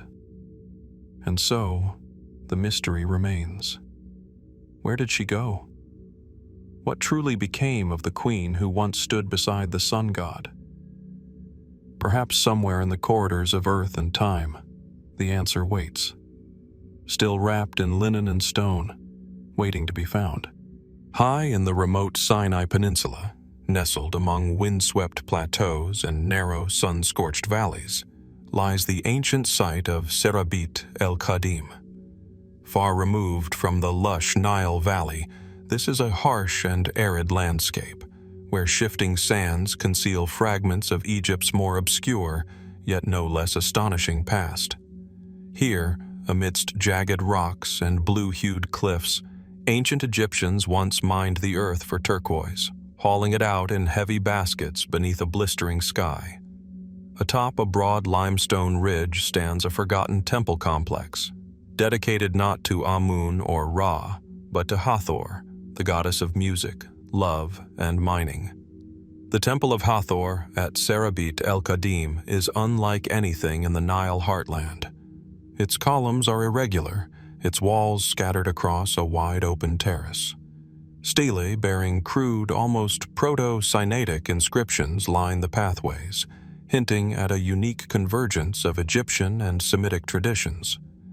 And in the midst of this desolate site, carved directly into the rock beneath, is a chamber that holds one of the most puzzling relics in the Egyptian world. A sarcophagus, massive, mysterious, and, to this day, unexplained. The object in question lies within a hollowed chamber at the edge of the temple site. Hewn directly into the floor of the rock, the sarcophagus is not a movable coffin, but rather a rectangular cavity, carved with such precision and scale that it defies easy classification. It measures over 9 feet long and nearly 6 feet wide, far larger than typical burials of the time. Its lid, if it ever had one, is gone. The chamber around it is cut directly into the cliffside, as if intentionally hidden away from the ceremonial center of the temple. There are no inscriptions, no hieroglyphs, no funerary texts line its edges, no depictions of the journey to the afterlife. Just this enormous, silent box, cut with an astonishing degree of symmetry, left empty. Who was it for? Why was it created here, in the middle of a remote mining outpost? And, perhaps more intriguingly, was it ever meant to be a sarcophagus at all? Mainstream Egyptology offers few firm answers. The Temple of Hathor, active during the Middle Kingdom and into the New Kingdom, was an important cult site for mining expeditions. Pharaohs from Senusretwain to Ramesses VI left inscriptions here.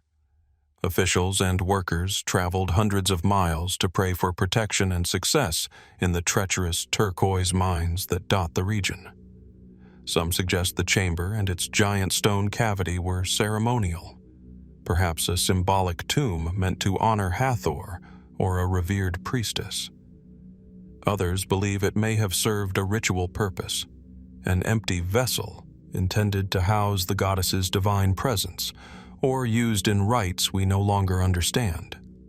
Yet the craftsmanship and effort required to carve such a monumental receptacle into solid rock suggests importance far beyond the ordinary, and the lack of accompanying texts or offerings, common in Egyptian ritual spaces, only deepens the mystery. Could this be the tomb of someone erased from history? Or was this space never meant to hold a body at all? Speculative theories abound. Some researchers point to the extraordinary size and precision of the stonework. Like the granite sarcophagi at Saqqara or the underground boxes of the Serapeum, the structure at Serabit el-Khadim seems far more advanced than one would expect in such a remote and utilitarian location. The smooth, geometric cuts are not crude or hastily executed. They reflect a mastery of stone that rivals that found in Egypt's grandest temples. This has led some fringe theorists to propose a pre-dynastic origin, or even the remnants of a long-lost technology, capable of cutting and shaping stone with methods unknown to modern science. Could ancient builders have possessed techniques now forgotten? Tools made not of copper or bronze, but something else? And what of the stories passed down by Bedouins in the area? Tales of giants who once lived in the desert mountains, guardians of the mines. Could the sheer scale of the sarcophagus point to a mythology now buried beneath centuries of drifting sand? Even more speculative ideas hint at non-human origins. In some alternative circles, the sarcophagus is held up as evidence of contact with extraterrestrial beings, its placement, scale, and isolation seen as signs of an otherworldly purpose. These ideas, while lacking empirical support, continue to draw attention, reflecting our broader fascination with the limits of ancient human capability. Yet, within the core of academic archaeology, a quieter puzzle persists. Why build such a precise, monumental form in such an inaccessible place? Why no inscriptions? Why no remains? Today, the site of Serabit el-Khadim is rarely visited. The path to the temple is long and winding, best accessed by 4x4s or on foot across the rocky terrain. The wind blows constantly over the mountaintop, tugging at scarves and whispering through crumbling walls. The turquoise mines have long since fallen silent, and the temple itself, once vibrant with offerings and incense, sits broken and largely forgotten. But the sarcophagus remains. Empty, imposing, immovable. Is it the unfinished work of miners interrupted by conflict or catastrophe? The symbolic tomb of a deity or forgotten ruler? Or is it part of something older, something that predates the temple altogether? As the sun sets behind the Sinai peaks, casting long shadows across the terrace of Hathor's shrine, the questions linger, etched not in hieroglyphs but in stone. What was the purpose of this vast and enigmatic structure? And what else might lie hidden in the high places of Egypt, still waiting to be uncovered? Just a few kilometers south of the towering pyramids of Giza and the lesser-known necropolis at Abu Rawash lies a stretch of desert that has remained almost completely untouched by modern tourism. The air here is still, heavy with sand and silence.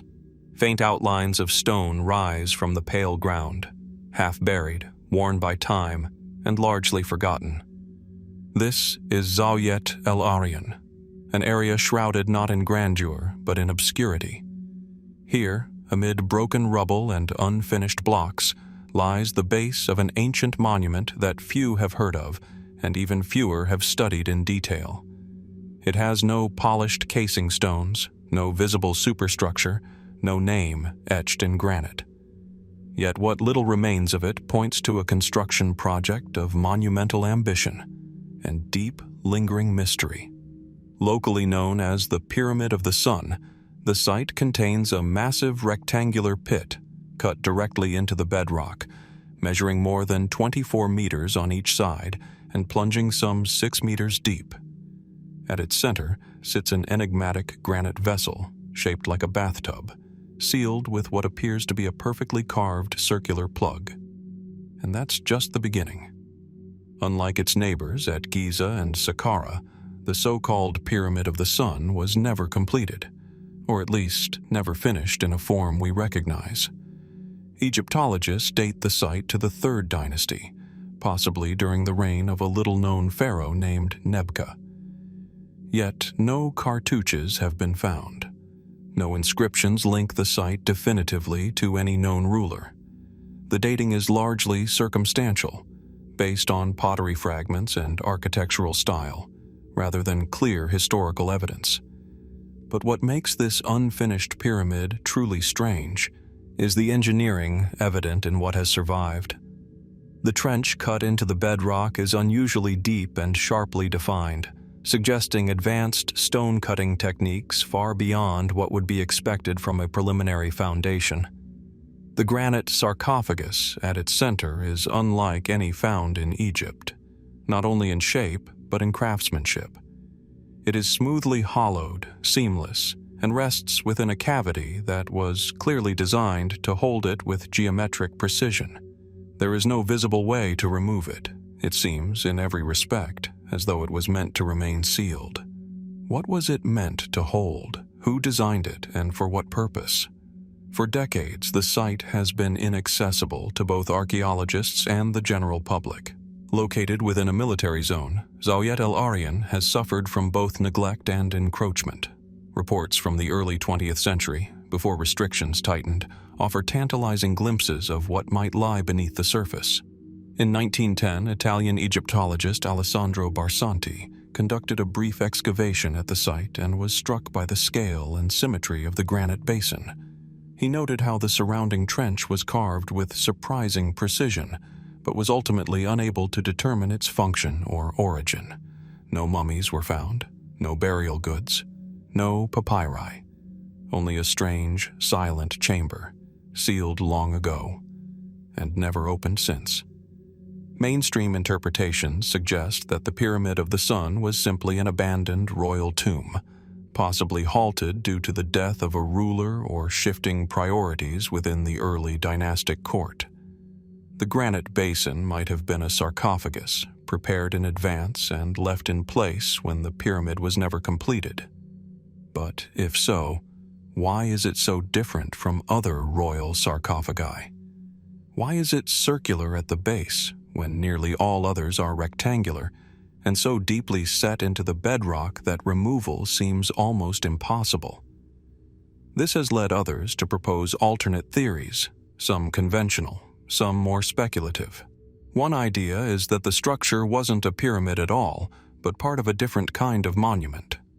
A solar temple, perhaps, or an early cenotaph, built to commemorate a ruler not buried there.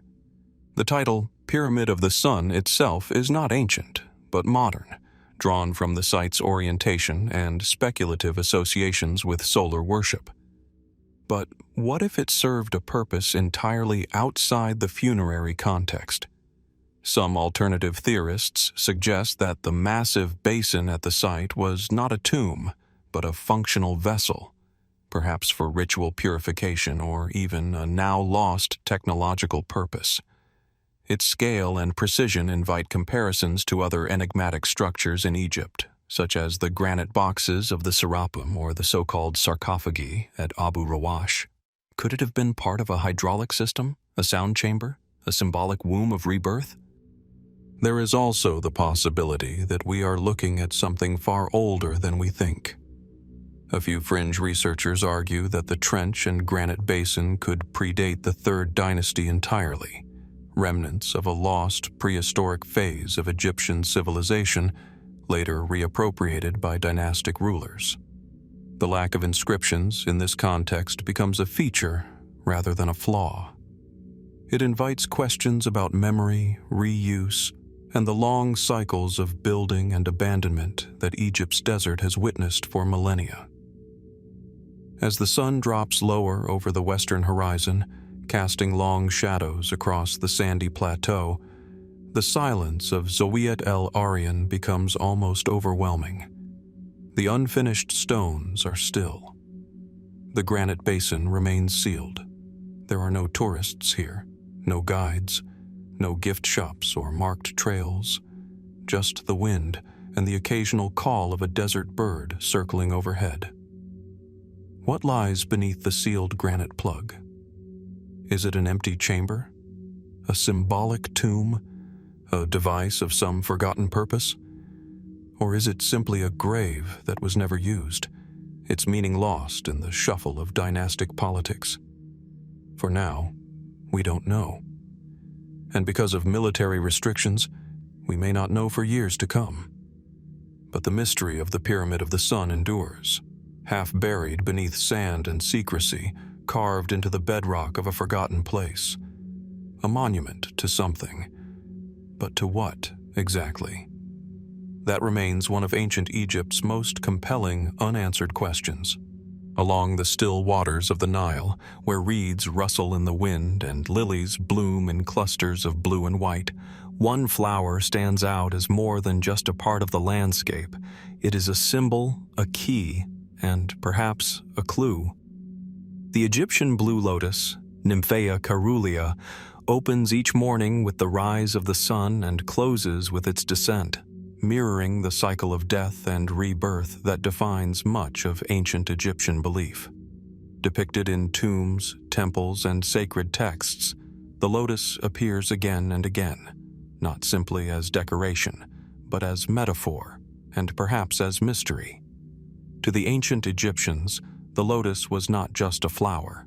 It was the cradle of creation, the sacred seat from which the sun god first emerged.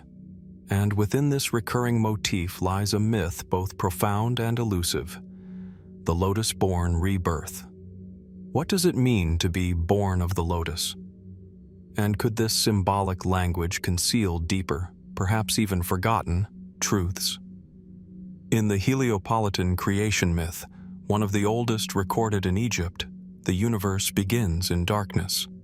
All that exists is the primordial waters, Nun, the infinite, chaotic sea. Out of this boundless void rises a single mound of earth, and from this mound blooms a lotus flower. When the lotus opens, light emerges, raw, the sun god is born. This poetic imagery of a flower rising from dark waters, of life springing from stillness, carries immense spiritual weight. The lotus, with its roots submerged in mud, but its petals untouched by impurity, was seen as a symbol of purity, resurrection, and divine emergence. Statues of Horus as a child, the Harpocrates, often show him seated on a lotus. The Book of the Dead contains spells meant to transform the deceased into a lotus, granting them renewal in the afterlife. But while the mythological function of the lotus is well established, its recurrence and reverence raise further questions. Why this flower? Why was it so central to the Egyptian concept of rebirth? And could the myth point to a once living tradition now largely lost? Some Egyptologists interpret the lotus myth as a cosmological allegory, a symbolic explanation of sunrise, the rebirth of the day, and the eternal cycle of life. The flower's behavior, opening with light and closing in darkness, echoes Ra's daily journey through the sky and the underworld. But others have suggested that the lotus may have played a more literal role in ancient Egyptian ritual and medicine. Historical records and inscriptions mention the lotus in association with healing, trance states, and even altered consciousness. Some researchers have speculated that the blue lotus, in particular, may have had mild psychoactive properties, used in temple rites to induce visionary experiences or communion with the divine. Was the lotus simply a symbol of awakening, or was it a tool, a means of achieving it? There is also the striking resemblance between the Egyptian lotus birth myth and other creation narratives across the ancient world. In Hindu tradition, for instance, the god Brahma is said to have been born from a lotus emerging from the navel of Vishnu. In Buddhist art, the lotus is again a central motif, symbolizing purity rising from the suffering of the world. Is this parallel coincidence, or the remnant of a shared ancient cultural memory? Some fringe theorists have gone further, suggesting that the lotus may encode not just cosmology, but forgotten knowledge, perhaps even a reference to ancient techniques of soul travel, reincarnation, or consciousness beyond death. They point to the repeated depictions of gods and pharaohs emerging from lotus petals, not just as metaphor, but as clues to esoteric teachings lost to history. Still others suggest that the myth and the lotus's central role in rebirth points toward a secretive class of initiates, priests, mystics, or even the pharaohs themselves, who were thought to undergo a symbolic death and rebirth within temple rituals. The lotus, in this sense, was not just a botanical symbol but a spiritual stage, a point of origin and return. Physical remains and inscriptions do little to clarify.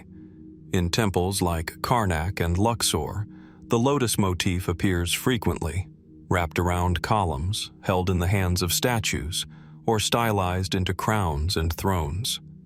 The flower decorates the ceilings of tombs and the sarcophagi of kings. And yet, nowhere does the text explicitly reveal the mechanics of the rebirth it promises. Instead, we are left with a poetic silence, a myth too sacred, perhaps, to fully write down. Was the lotus simply a visual metaphor for divine purity and resurrection? Or did it encode a more practical spiritual teaching, one known to few and passed down only through whispered ritual? One particularly intriguing feature is the recurring image of the child god, often Horus, seated on a lotus emerging from the waters. This image appears in both temple reliefs and magical stelae used in healing. In one stela now housed at the Louvre, Horus rises from a lotus flanked by crocodiles and serpents, symbols of chaos and danger, his presence calming the forces around him. To the Egyptians, this image may have represented more than divine protection. It may have been a sacred map, a guide through death's perils, back toward light and life. And yet, we are left to interpret these meanings without a clear key. As the Nile winds its slow, eternal path through Egypt's ancient heartland, blue lotus blooms still float gently on its surface, just as they did thousands of years ago. In those petals lies a mystery, not just botanical, not just poetic, but spiritual. The promise of rebirth, the cycle of return. But return from what? And to where? Was the myth of the Lotus-Born god merely metaphor? Or a memory? A memory of something we once knew and have since forgotten? The answers may be buried not just beneath sand and stone, but in the silent spaces between myth and ritual, symbol and experience. And until we learn to read those spaces, like petals unfurling at dawn, the secret of the Lotus-Born rebirth will remain an enigma, drifting quietly on the surface of the sacred Nile.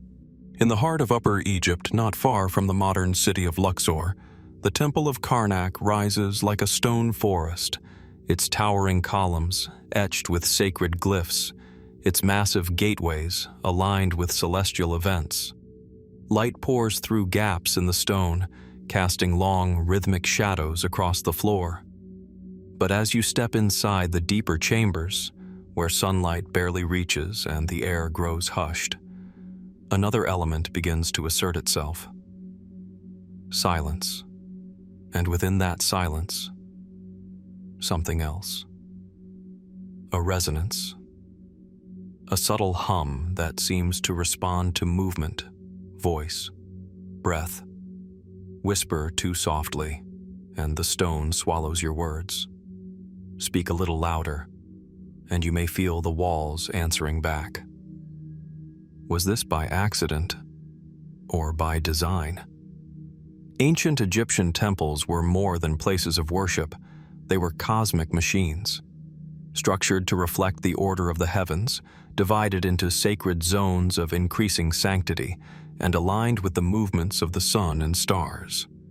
But alongside the well-documented use of visual symbolism and solar alignment, a subtler element may have played an equally critical role. Sound.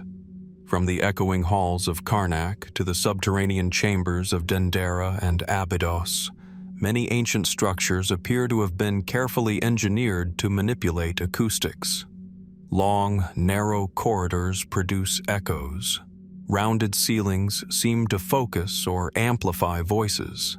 In certain spaces, a single tone can linger longer than expected, reverberating across stone surfaces in eerie waves. Were these acoustic properties intentional? And if so, what was their purpose? Mainstream archaeology has traditionally focused on the visual and structural features of Egyptian temples, their axial layouts, inscriptions, reliefs, and astronomical alignments. But in recent decades, a growing number of researchers have begun to investigate the auditory environment of these sacred spaces. Their findings are compelling. Studies conducted at the Great Pyramid of Giza, the Temple of Karnak, and the Osirion at Abydos suggest that many Egyptian structures share common acoustic phenomena. Resonant frequencies amplified by stone geometry, echo chambers that affect the perception of sound, and architectural features, like columns, ceilings, and niches, that influence voice projection in ways not likely to be random. One of the most famous examples lies beneath the Temple of Hathor at Dendera. Within its underground crypts, tight stone corridors lead to small, enclosed chambers, some with vaulted ceilings and curved walls. Acousticians have noted that certain frequencies, particularly those in the 110 to 120 Hz range, reverberate for several seconds in these spaces, creating a kind of droning hum that intensifies with chanting or rhythmic speech. Could the ancient priests have used these properties to amplify rituals? Was the voice of the gods, spoken by the priesthood, intended to literally echo through stone? Ancient Egyptian texts speak often of Heka, the power of sacred utterance. In this worldview, words were not mere symbols but living forces, capable of shaping reality when properly spoken. Incantations were performed with careful intonation. Names were hidden, preserved, and invoked. Sound, in this context, was not entertainment or communication. It was creation. The temple, then, was not just a backdrop for ritual. It was an instrument. And the voice of the priest? Perhaps it was the key that activated it. While traditional explanations accept that acoustics played a role in enhancing ceremonial impact, more speculative theories go further. Some fringe researchers propose that certain temples were designed to generate or harness specific vibrational frequencies, not just for symbolic effect, but to induce altered states of consciousness or healing. They point to the sonic standing waves, measurable in places like the King's Chamber in the Great Pyramid, or the massive granite sarcophagi at the Serapeum, which seem to ring at particular pitches when struck. Could ancient Egyptian architects have had knowledge of resonance beyond what we now credit them for? Even more radical theories suggest that sound may have been used as a form of energy. Tales of levitating stones moved by chants or musical tones echo across various cultures, though none are supported by hard evidence. Still, the precision of certain constructions, combined with the sonic properties of megalithic materials like granite and basalt, continue to inspire these theories. What's particularly intriguing is that many of these resonant structures are not in Egypt's most visited temples. They are tucked away, in crypts, in half-buried ruins, in partially collapsed shrines. Could these have once been sites of vibrational rites known only to initiates? In 2018, a group of Italian and Egyptian researchers used modern acoustic testing inside the Seti I temple at Abydos. They found that certain chants produced standing waves between walls and ceilings, creating a vibrational feedback loop within the temple's inner sanctum. Similar effects have been measured at the Red Pyramid at Dashur and the subterranean spaces at Saqqara. These are not random occurrences. They happen in rooms with specific dimensions, specific materials, and specific placements. They suggest intent. Yet no surviving papyrus or carved relief explicitly explains acoustic design. No ancient manual on sonic engineering has ever been found. If knowledge of these effects existed, it was passed down orally, or intentionally kept secret. So what was the role of sound in Egyptian temple life? Was it a method for deepening spiritual experience, entrancing both priest and initiate alike? Was it part of a long-lost science, connecting vibration, consciousness, and sacred space? Or was it simply the natural consequence of building in stone, later ritualized and interpreted through centuries of priestly innovation? We may never fully know. But the next time you step into one of these ancient temples, pause before speaking. Listen to the way the air carries your voice. Notice how sound bends, lingers, and dissolves in the chamber around you. In a place where every wall was carved with purpose, every beam aligned with the stars. Perhaps the silence itself holds a message, a whisper from the past, still echoing in stone, waiting for someone to hear it again. Just beside the Great Pyramid of Giza, nestled within a specially constructed museum, rests one of the most hauntingly preserved artifacts ever uncovered from the sands of Egypt. A vessel so large, so intricate, and so curiously out of place that it continues to stir debate even decades after its discovery. The Khufu ship, often referred to as the solar bark, lies in quiet stillness, protected from wind and time. Nearly 144 feet in length, crafted from Lebanon cedar and bound by rope instead of nails, it was buried in pieces, carefully disassembled and sealed in a stone pit more than 4,500 years ago. When pieced back together, the result was breathtaking, a full-sized, ocean-worthy wooden ship, preserved with a level of care rarely seen in the archaeological record.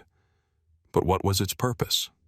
Why bury a ship so grand, yet never sailed, beside a pyramid? And more curiously, why does it seem built to function in a world it was never meant to touch? In 1954, the solar bark was discovered by Egyptian archaeologist Kamal el-Malak in a pit near the southern side of the Great Pyramid. It had been sealed tightly, laid out in parts like a funerary puzzle, with no inscriptions, no body, no offerings, only the vessel itself waiting in silence. Over 200 separate components were carefully catalogued and reassembled by restorer Haj Ahmed Youssef in a painstaking process that took over a decade. Once completed, the ship seemed less like a symbolic offering and more like a marvel of naval engineering. Its hull was streamlined, its woodwork flawless, and the joins between beams so precise that they needed no metal fasteners. By all accounts, it could float, perhaps even sail. Yet it was never placed in water. It was buried. Why?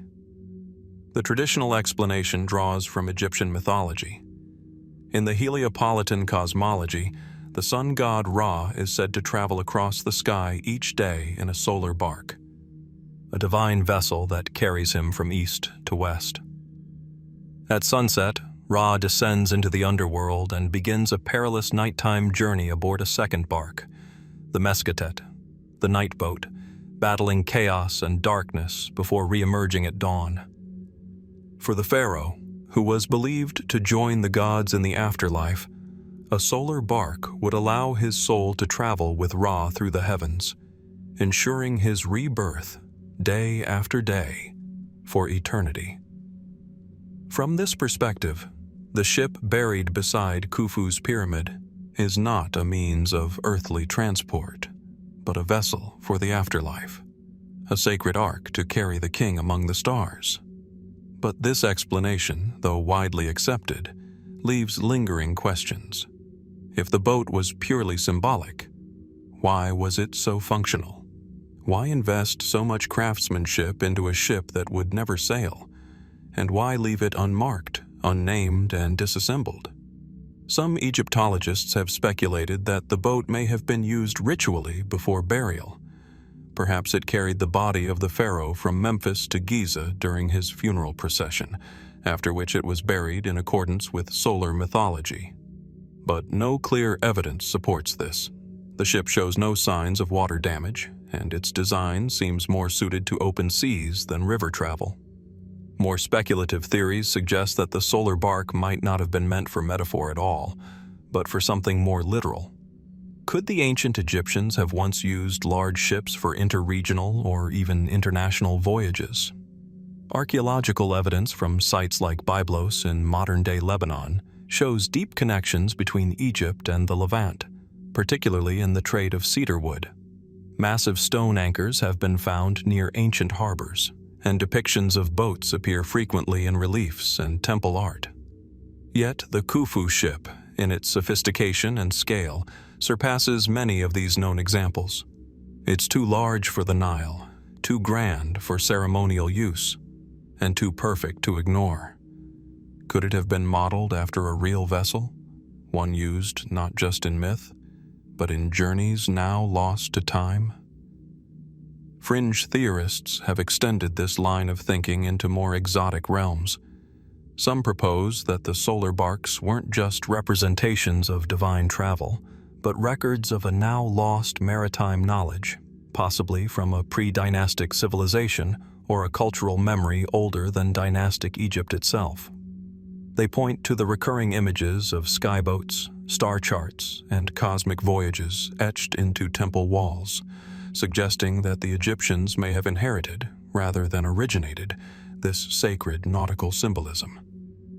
A few go further still, interpreting the sunbark as part of a forgotten science of soul technology, where vibration, resonance, and geometry intersect to produce altered states or interdimensional travel.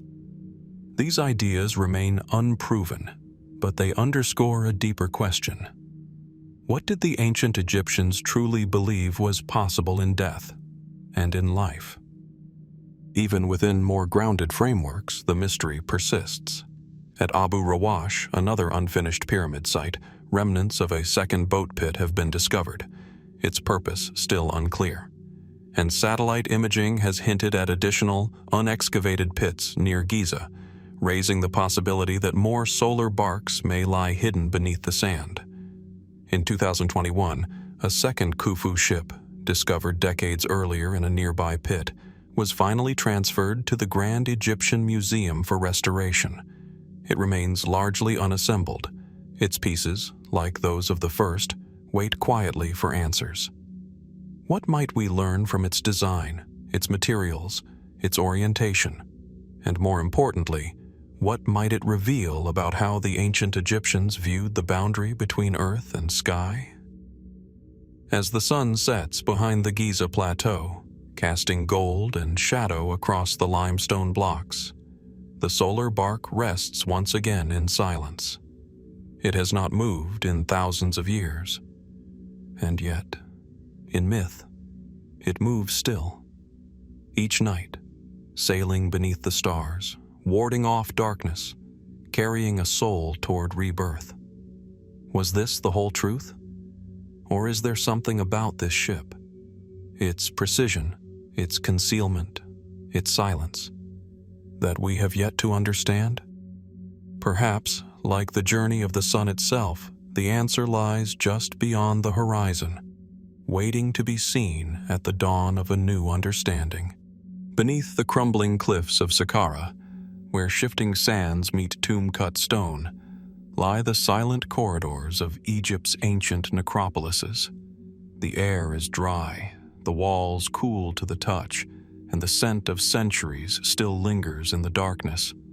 Here, in these shadowed chambers, the god Anubis once reigned, not as a distant deity, but as a constant, sacred presence.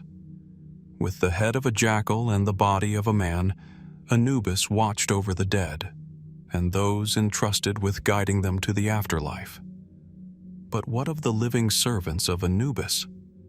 The priests who operated in the quiet hours before burial, hidden from public view, performing rituals that have never been fully explained. Who were they? What did they know? And what secrets did they carry to their own graves? Anubis, one of the most ancient gods of the Egyptian pantheon, predates even Osiris in some traditions. As the guardian of tombs, patron of embalmers, and guide of souls, his image is found across the walls of the Valley of the Kings, the temples of Abydos, and the burial shafts of elite priests and pharaohs alike. His black jackal visage, representing both death and regeneration, looms over funerary scenes like a silent sentinel. Historically, the priests of Anubis, known as the Emu or WT priests, played a central role in the sacred process of mummification. They were not merely embalmers, they were ritual specialists, carefully trained in spells, rites, and the handling of sacred oils and linen wrappings. Dressed often in jackal masks or dark robes, they operated in secrecy, following procedures that were part physical preservation and part spiritual navigation. But much of what they did remains opaque. Egyptian funerary texts speak of the opening of the mouth ceremony, a ritual performed on the deceased to restore the senses and prepare them for the afterlife. It is a rite both practical and mystical, meant to allow the soul to breathe, speak, eat, and see in the next world. It was often led by a priest wearing the mask of Anubis himself. Was this mask symbolic? Or did it represent an invocation, an actual merging of man and God? And what of the incantations whispered over the body, the rituals conducted in the dim candlelight of the embalming tent, far from the eyes of the mourners? No complete manual survives, only fragments, hints. While mainstream Egyptology identifies these practices as religious customs aimed at honoring the dead, others wonder if there was more to it, more that was never meant to be recorded in writing. The Egyptians were masters of secrecy, particularly when it came to their temple rites and funerary magic. The priesthood was structured in hierarchical orders, with inner teachings reserved for only the highest initiates. Could the priests of Anubis have belonged to such an inner circle? Some scholars point to the consistent imagery of Anubis guiding the soul across the threshold between life and death, not only as a psychopomp, but as a protector from unseen forces. The Amduat, the Egyptian Book of the Hidden Chamber, describes the perilous journey through the underworld, where the soul must confront trials, serpents, and gates guarded by mysterious beings. The priest's role may not have been limited to preparing the body. It may have extended to preparing the soul, shielding it through unseen dimensions of the afterlife. And yet, how did they know which words to say, which signs to draw, which oils to mix?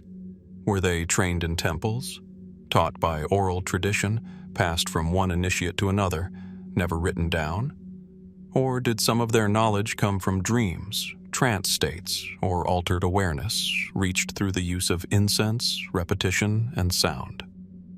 Some more speculative interpretations, though not widely accepted, suggest the priests of Anubis may have practiced forms of proto-hypnosis or soul-guiding techniques, akin to what modern traditions might call shamanic journeying. These theories point to the consistent use of rhythmic chanting, breathing techniques, and resonant spaces in tombs and mortuary temples. Is it possible that the rituals were not just for the deceased, but for the priests themselves? Could these rites have served as a kind of spiritual rehearsal, entering the symbolic death of the embalming process, only to return transformed? Certain statues of Anubis show the god reclining atop a shrine, ears perked, eyes alert. It is not the stillness of finality, but the tension of anticipation, of transition. This sense of active guardianship reflects the deeper purpose of his priests, not merely to preserve the flesh, but to guide, protect, and perhaps initiate. In 2018, archaeologists discovered a vast embalming workshop at Saqqara, filled with jars still containing residues of resins, oils, and natron salts. Chemical analysis revealed mixtures far more complex than previously believed. Blends with antiseptic and aromatic qualities sourced from across the ancient world. Frankincense from Arabia, pine resin from the Levant, bitumen from the Dead Sea. These weren't just preservatives, they were ingredients in a sacred alchemy. Who created these recipes? Were they inherited from an earlier tradition? And how were they chosen for each specific body, each soul? None of the ancient manuals, like the Ritual of Embalming, offer clear explanations. They often read more like liturgies than instructions, filled with poetic references to stars, gods, and transformation. Perhaps deliberately so. The priest of Anubis worked in silence. He did not preach from podiums or lead public festivals. His was the work of midnight, of twilight, of thresholds. He stood between worlds. Was he simply a skilled mortician? Or something more? In tomb paintings and burial texts, he is shown lifting the veil between life and death, guiding the soul as it separates from the body, shielding it from chaos with words only the gods were meant to hear. And yet, so much remains hidden, not from time or erosion, but from us, deliberately kept in darkness. Why? What did the priests of Anubis know that we no longer understand? Perhaps the silence that surrounds them is not the absence of knowledge, but a warning. That some mysteries were never meant to be spoken aloud, only whispered, in the dark, between the jackal's steps. As the Nile winds its ancient course northward, past the golden fields and crumbling pylons of Middle Egypt, the land near Giza hardens into limestone plateaus. Here, the desert is quiet, almost unnaturally so. The Great Pyramid rises from the earth like a frozen thought. Beside it stands the Sphinx, half buried, half revealed, and beneath them, carved deep into the bedrock and hidden from ordinary view, is a place rarely spoken of in detail, a place called Rosetau. To the ancient Egyptians, Rosetau was more than a location. It was a threshold, a sacred zone of passage between the worlds of the living and the dead. Often associated with the area west of Heliopolis and the necropolis of Giza, Rosetau appears in funerary texts as the gateway to the afterlife. But even after centuries of scholarship, its exact meaning and its physical boundaries remain elusive. What was Rosetau? A symbolic metaphor? A subterranean structure? A real restricted region known only to the initiated? Or something even stranger, something deliberately concealed? The term Rosetau first appears in Old Kingdom pyramid texts, among the oldest known religious writings in the world. There it is described as the entrance to the Duat, the Egyptian underworld. Sometimes it is called the mouth of the tomb. In other places it is the necropolis of the gods. Still more curiously, it is sometimes linked to the very edge of the sky, the place where Ra enters at night and the stars are reborn. From its earliest appearances, Rosetau is always a place of danger, mystery, and transformation. It is guarded by serpents, traversed by solar barks, haunted by deities and shadowy figures. And yet it also contains something precious, something the soul must reach to achieve eternal life. But what exactly was this place meant to represent? Was it a physical chamber beneath the Giza Plateau, perhaps even beneath the Great Pyramid itself? Or was it an inner terrain, mapped not on stone, but on the soul? Mainstream Egyptologists typically interpret Rosetau as a sacred necropolis zone, likely the wider Giza complex or its symbolic extension into the mythological underworld.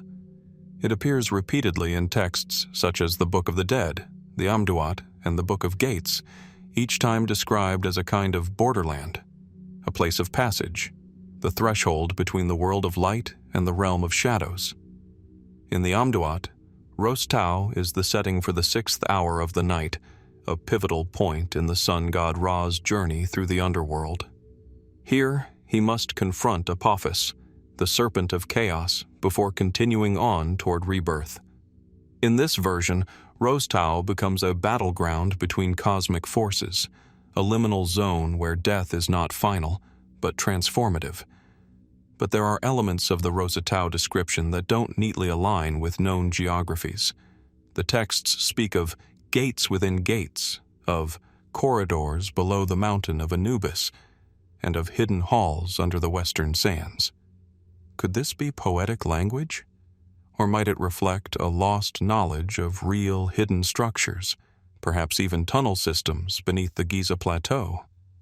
In the 20th century, a number of researchers, mainstream and fringe alike, began to re-examine Rosetau in light of new discoveries and technologies.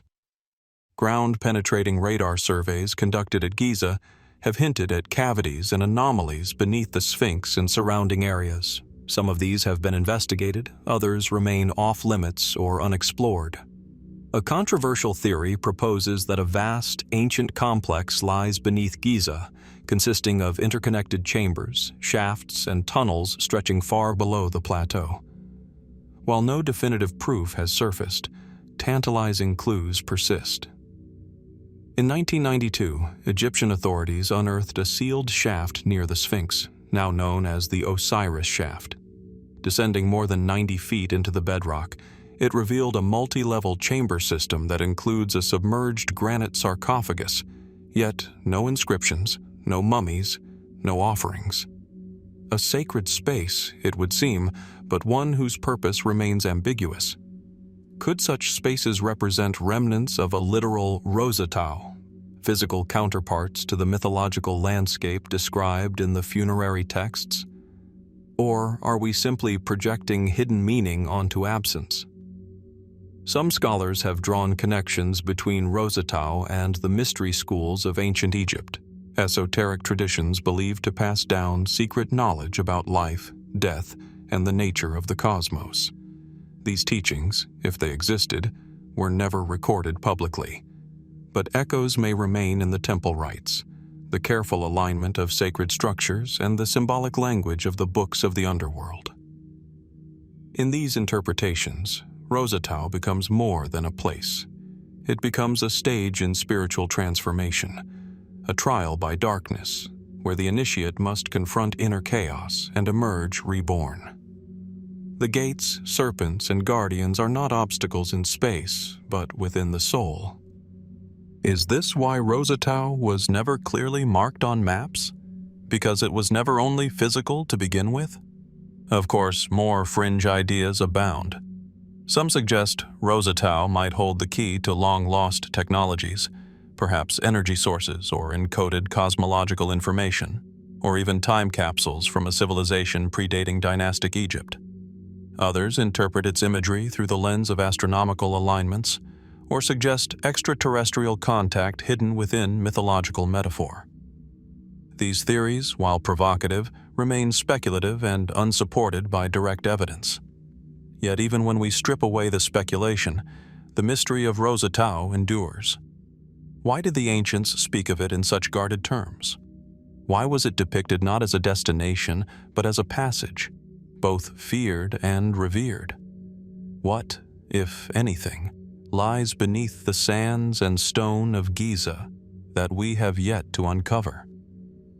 Today, tourists walk above these mysteries, marveling at the pyramids, photographing the Sphinx, unaware that beneath their feet may lie one of the most enigmatic concepts in all of Egyptian thought. Rosetau, the hidden land of the dead, a threshold between worlds, a name whispered in prayers, but never explained in full.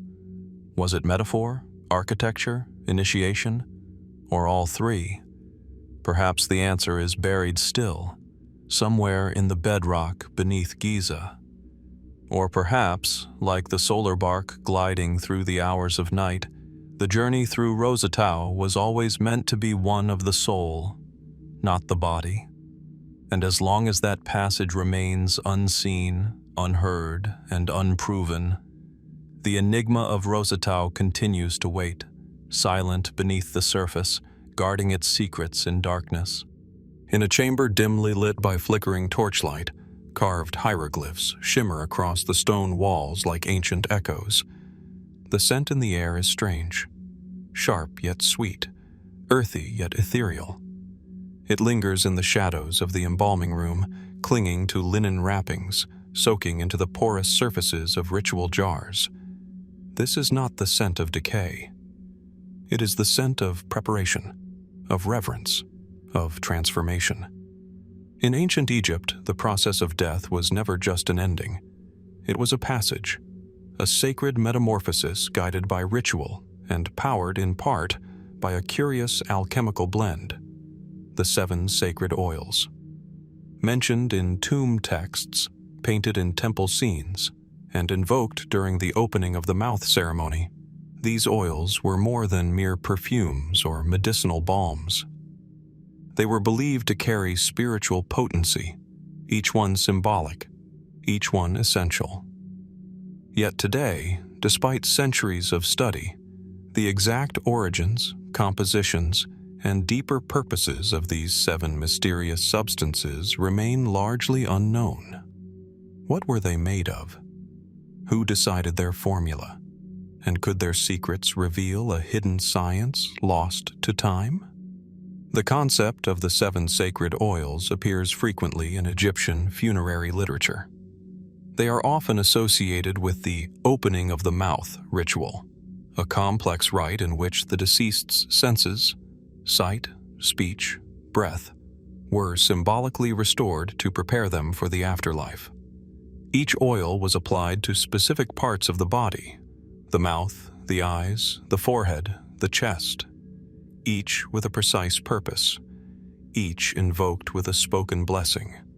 They bore evocative names: Hekanu, Knesset, Tephanet, Shemen, Hekwet, Irit, and Sephet. Some translations call them divine oil, oil of joy, oil of protection. Yet many of these terms defy exact interpretation.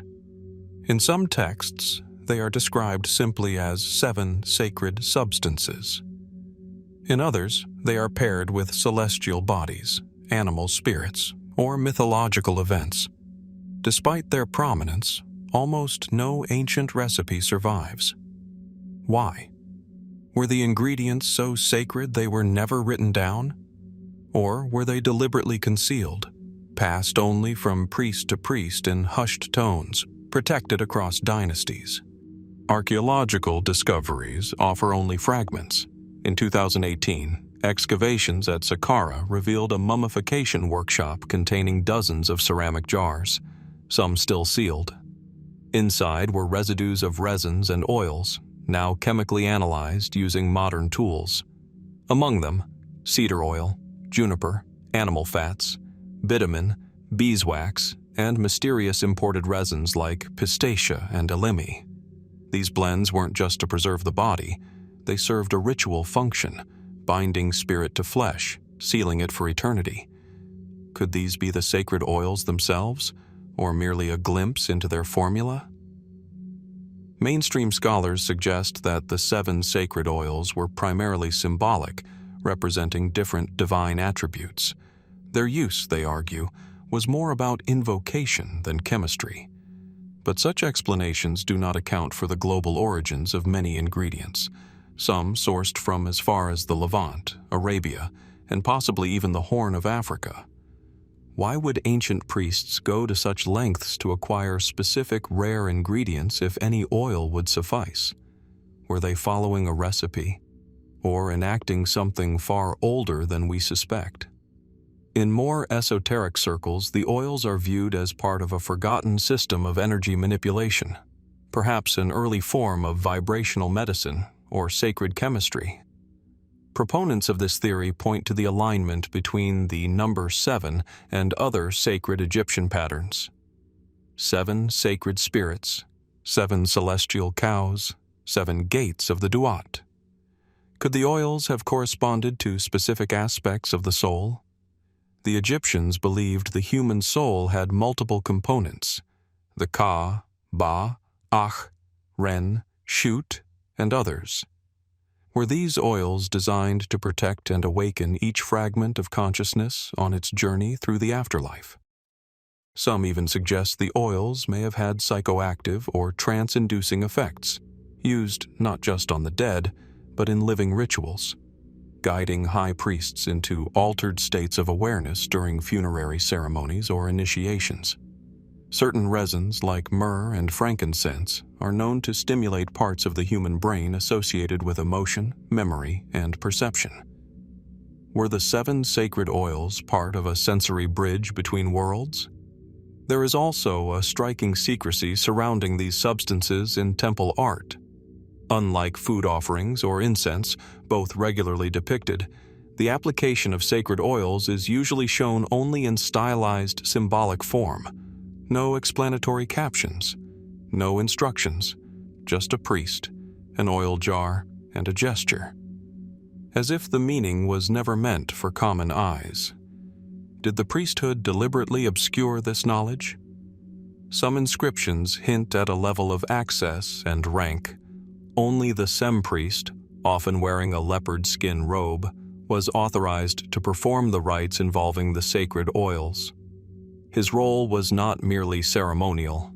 He was the guardian of transformation, the one who called the soul back to the body for one last rite before it departed forever. In this context, the oils become more than tools. They become gatekeepers, silent witnesses to a rite we still don't fully understand. Even in death, the ancient Egyptians were meticulous. Every gesture mattered. Every substance carried meaning. And among all their tools, ritual knives, amulets, sacred spells, the 7 sacred oils stood apart. Revered, mysterious, and essential. But still, what were they? A symbolic language lost to time? A practical science cloaked in myth? Or both? Interwoven so tightly that separating one from the other is impossible? Today, researchers continue to analyze ancient residues, hoping that science may yet uncover formulas hidden in tarry remnants and ancient ceramics. But until a full account is recovered, if one ever is, the 7 sacred oils remain a mystery preserved in shadow. Why 7? Why so sacred? And what might we unlock, if we ever knew how they were truly used? Perhaps somewhere deep in the vaults of a forgotten tomb, a scroll waits, its brittle fibers still holding the key. Or perhaps the oils, like the soul itself, were never meant to be fully understood, only respected and remembered. In the vast halls of the Egyptian Museum in Cairo, under the steady gaze of dim security lights, hundreds of royal statues stand in silence, heads tilted, lips poised mid-thought, brows furrowed or serene. From the towering grandeur of Ramses II to the softer, enigmatic forms of Amenhotep III, these sculptures, carved from granite, quartzite, and limestone, tell the story of Egypt's divine kings, or do they? Because when one looks closely, really closely, a curious pattern begins to emerge. Across dynasties separated by centuries, some faces seem eerily familiar. The same high cheekbones, the same almond-shaped eyes, the same pursed lips and elongated jawlines. Different names, different reigns, but almost identical features. Could it be a coincidence? An artistic convention? Or is there something deeper behind these repeating pharaoh faces? At first glance, ancient Egyptian art can appear stylistically rigid. For thousands of years, conventions dictated the idealized depiction of royalty. The youthful male figure, broad-shouldered and strong-jawed, eyes wide with divine awareness. To modern observers, the repetition in poses and proportions might seem like a symptom of cultural uniformity. But even within this framework, individuality found its way through, especially in the statues, reliefs, and funerary masks of the New Kingdom and late period. Pharaohs such as Akhenaten, Tutankhamun, and Thutmose III each possessed distinct artistic signatures, readily identifiable by scholars and artisans alike. And yet, anomalies persist. One of the most famous examples is the uncanny resemblance between the statues of Senusret III of the 12th dynasty and those of Ramses II, who ruled nearly 700 years later. Their stern expressions, the creased brows, even the shape of their noses, virtually indistinguishable when viewed side by side. Similarly, the facial features of Amenhotep III, Psusen-Zawert, and even the lesser-known Shoshenq V all bear surprising parallels, down to the sculpted dimples at the corners of the mouth. Could this be a deliberate visual echo across time? Mainstream Egyptologists propose that such similarities may stem from the use of canonical models, standardized statues that served as templates in royal workshops. These workshops, passed down generationally, were known to preserve proportions and motifs believed to embody divine kingship. Rather than reflecting the ruler's personal appearance, they projected an eternal, godlike image, a kind of ideal pharaoh face. But even this explanation leaves questions unanswered. Why would statues of rulers from completely different dynasties, often with different ideologies and power bases, be modeled on the same template? Why do the repeating features sometimes appear more detailed and realistic than the official conventions would require? And what about the few surviving depictions of lesser-known pharaohs, whose identities remain debated, yet whose faces match those of rulers from entirely different eras? Is it possible that the template wasn't merely artistic, but symbolic, or even genealogical? Some scholars have suggested that Egypt's ruling class may have engaged in intentional visual continuity as a form of dynastic legitimacy. By echoing the likeness of revered predecessors, especially powerful figures like Khafra, Mentuhotep II, or Ramses the Great, new rulers may have sought to anchor themselves in the sacred lineage of Ma'at, the principle of divine order. This theory gains traction when examining the statue usurpation practices common in late-period Egypt. Pharaohs, often strapped for resources or time, would repurpose older statues by chiseling off names and replacing them with their own, while leaving the original face intact. But this raises a further puzzle. Why did so many usurped statues already resemble the later pharaohs who adopted them? Did they deliberately choose statues with similar features? Or did they select these figures because a recognizable archetype was already in circulation? There is also a more speculative thread, a suggestion made quietly in fringe circles and whispered in museum corners. It asks, what if these weren't just copies, but clues? What if certain royal features weren't based on artistic choice or political propaganda, but on something more literal? Could the repeating faces point to a genetic lineage, preserved or reintroduced across dynasties? This idea is sometimes bolstered by DNA studies of royal mummies, particularly those linked to the 18th and 19th dynasties. While the results remain incomplete and, in some cases, contested, some findings do suggest tight intermarriage within ruling bloodlines, possibly preserving key physical traits over generations. But that still doesn't explain the likenesses between pharaohs centuries apart, dynasties without clear biological ties. Unless, as some fringe researchers have proposed, Egypt's priesthood, keepers of dynastic secrets, engineered the return of sacred bloodlines over time, choosing individuals not only for their suitability but for their appearance, their face. Could a recurring facial structure have symbolized something more than beauty or divinity? Could it have denoted an encoded role, an archetype reborn? Or does that reach too far? Regardless of interpretation, the pattern is real.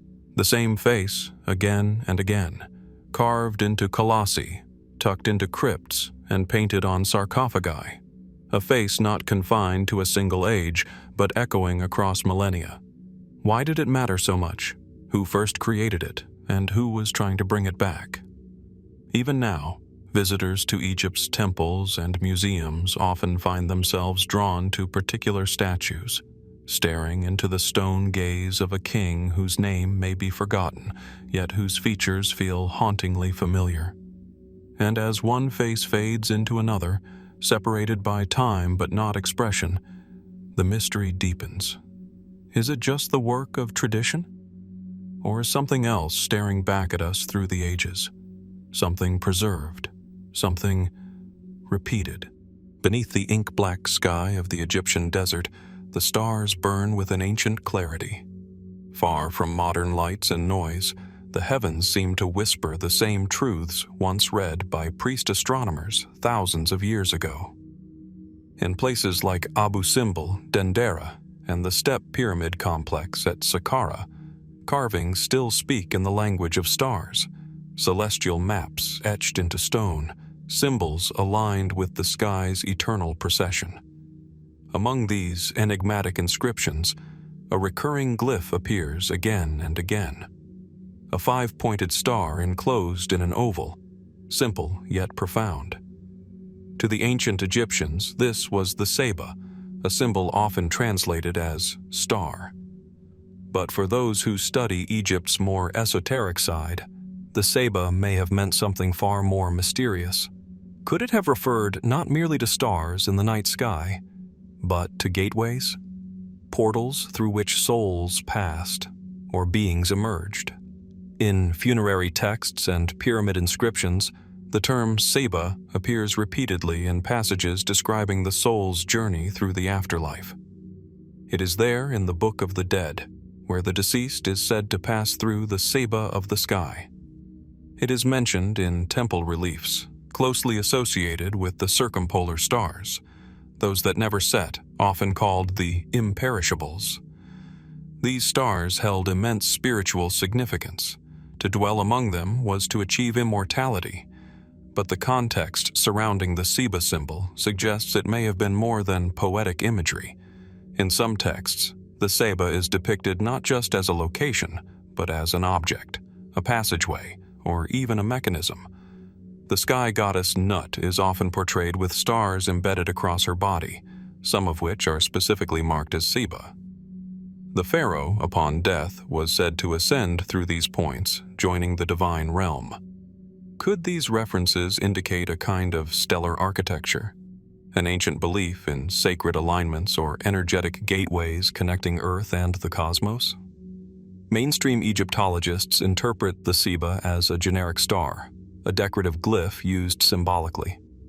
Its appearance in burial texts and celestial diagrams is generally viewed through a religious lens, part of Egypt's rich mythopoetic tradition. The pharaoh becomes Osiris, sails the sky in the solar bark, joins the stars. But even in academic circles, questions remain. Why was such detailed attention paid to stellar alignments in tombs, pyramids, and temples? Why were shafts inside the Great Pyramid carefully angled to target specific stars like Orion's Belt and Thuban? And why did the Egyptians seem to favor the northern stars, the undying ones, over the sun itself, in matters of royal immortality? Was there something they believed these stars could do? Some researchers point to the architectural precision of Egypt's monuments as evidence of more than religious devotion. At Dendera, the Temple of Hathor features a ceiling richly adorned with celestial imagery. Here, we find detailed zodiac maps and strange depictions of boats carrying stars, some marked as Seba, floating toward gates or thresholds guarded by serpent-headed figures. This fusion of cosmology, ritual, and geometry hints at an embedded system, a matrix of belief in which certain locations on Earth corresponded with star points above, a kind of sacred cartography. Could the Seba have marked these intersections, locations where the veil between worlds thinned? Fringe theorists take the idea further, suggesting that the Seba represented actual portals, energetic doorways that allowed for travel, not just of the soul, but of consciousness or even matter. They point to accounts in the Amduat and Book of Gates, where the sun god Ra travels through 12 divisions of the underworld each night, passing through gates guarded by divine beings. In some interpretations, these gates are Seba, points of transition, perhaps literal or metaphysical. Interestingly, the Seba is sometimes shown alongside the Waz scepter, the Ankh, and the Jed pillar, symbols believed to represent power, life, and stability. Their repeated appearance together has led some to propose that the Egyptians understood something akin to a technology of the spirit, a system for navigating between realms using frequencies, rituals, or knowledge now lost. Skeptical? Perhaps. But the consistency of the imagery cannot be denied. In recent decades, new archaeological methods have revealed deeper layers beneath many temple sites, chambers, shafts, and substructures aligned not with practicality, but with something else. At Abydos, near the Osirion, enigmatic reliefs depict hybrid forms, celestial boats, and symbols of ascension clustered around what appear to be Seba glyphs. No definitive interpretation has been agreed upon. If the Seba were merely symbolic, why repeat them with such reverence? Why place them at the heart of royal tombs, temple ceilings, and ancient sky maps? And if they were more than metaphor, what might they represent? A star, a state of consciousness? A doorway through which the pharaoh became more than a man? In the end, the Seba remains one of ancient Egypt's most tantalizing enigmas. Perhaps it was merely a star. Perhaps it was a concept. Immortality, transformation, the light that never dies. Or perhaps it was something the ancients understood deeply and guarded closely. A mystery we are only beginning to remember. As we trace the stars above the same sands walked by temple builders and stargazers, one must ask, what did they see, night after night, that made them carve the same symbol again and again in stone? And are we still standing beneath the same gateways, without even knowing it? Deep within the sands of Middle Egypt, in forgotten shaft tombs beneath faded hills, lie the remains of an ancient tradition not carved into towering stone or inscribed across temple walls, but instead hidden inside the quiet hollows of wooden coffins. Smooth planks of cedar, acacia, or sycamore fig, once painted with vibrant ochres and lapis, now bear intricate lines of hieroglyphs so dense, so interwoven with layers of myth and mystery, that even Egyptologists struggle to unlock their full meaning. These are the coffin texts, a corpus of funerary spells and passages that first emerged around 2100 BC, during Egypt's first intermediate period and Middle Kingdom. Less renowned than the pyramid texts that preceded them, or the more polished Book of the Dead that followed, these writings are raw, cryptic, and, in many ways, even more enigmatic. For these are not merely prayers for protection or hymns of praise. They speak of shadowy regions, of dangerous guardians, of secret names and gates that must be spoken aloud or risk being lost to oblivion. They are blueprints for the soul's perilous journey, a map through an afterlife not of peace, but of trial. But who authored these arcane instructions? And why do so many of them remain untranslatable? At first glance, the coffin texts appear to serve a familiar purpose. Much like the pyramid texts before them, they were designed to guide the dead safely through the Duat, the Egyptian underworld. However, unlike those earlier inscriptions reserved solely for pharaohs, the coffin texts were democratized. Nobles, priests, and even middle-class Egyptians began inscribing them into their coffins, hoping to secure eternal life. But something curious happened in the transition. The texts grew stranger. Rather than straightforward passages, many spells became dialogues, shifting abruptly in voice or perspective. Some are written in obscure dialects or use rare glyphs found nowhere else in Egyptian writing. Others reference unseen places, mysterious caverns, halls of burning knives, or floating islands of silence. A single coffin might contain hundreds of individual spells, some copied nearly verbatim from another, others entirely unique. Some texts seem intentionally scrambled, reordered, reversed, or filled with nonsensical symbols, almost as if designed to confuse any reader who lacked the proper ritual training. Is it possible these were encoded for a reason? Scholars have long debated whether these textual anomalies are the result of scribal error, local dialect, or esoteric priestly tradition. But not everyone agrees. Certain passages refer to hidden words of power, known only to the gods. Others speak of seeing with the heart, or traveling backwards through time. In one famous spell, the deceased claims to become the god who made himself, bypassing even Osiris to join a higher plane of being. Why would such radical metaphysical ideas appear in funerary texts for commoners? Could the coffin texts represent an alternative theological current, one perhaps older or more unorthodox than the royal dogma of the state? Some researchers have proposed that the coffin texts preserve the remnants of pre-dynastic mystical traditions, passed orally long before the invention of writing.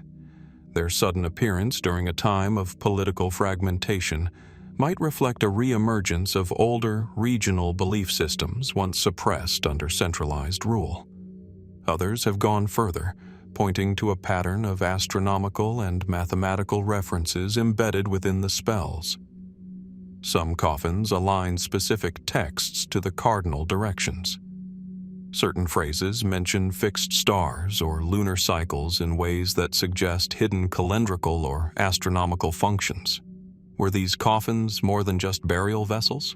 Were they instruments, calibrated tools designed to launch the soul into another dimension? In recent years, digital imaging and infrared scanning have revealed palimpsests, layers of erased or overwritten spells on some coffins. A line of text scratched away beneath a newer one. An erased glyph replaced by a symbol from another tradition. What knowledge was considered too dangerous to preserve, or too valuable to share with just anyone?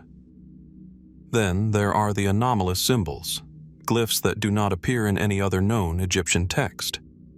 Some resemble abstract patterns, others animal-human hybrids, and still others remain completely undeciphered. Are they merely artistic flourishes, or fragments of a forgotten symbolic system? For those exploring more speculative ideas, these elements have been interpreted as hints of non-human knowledge, perhaps delivered, as some myths claim, by gods who came from the sky or emerged from the primordial mound before time began. The god Thoth, patron of writing, is said to have hidden sacred texts deep beneath temples or within the coffins of chosen individuals, texts too powerful for unworthy eyes. Is it possible the coffin texts preserve a trace of that hidden library? Despite decades of study, many spells in the coffin texts remain partially or completely untranslatable. Even the renowned spell 1130, which attempts to describe the moment of creation, collapses into ambiguity halfway through. Names change, tenses shift, the subject dissolves. It's almost as if the texts themselves resist full understanding, as if meaning was never intended for the living, or not for those outside the initiatory path. Today, as coffins are excavated from forgotten burial chambers and fragments are painstakingly reassembled in climate-controlled labs, each line of hieroglyphs invites new questions. Why were these spells written the way they were? What knowledge did they encode or conceal? And who, if anyone, still holds the key to reading them as they were meant to be read?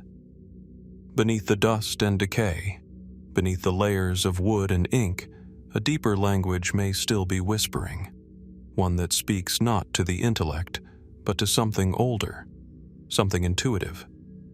Perhaps the coffin texts were not just guides for the dead, but veiled messages left for the living, signposts pointing toward a forgotten path, a path we have yet to fully see.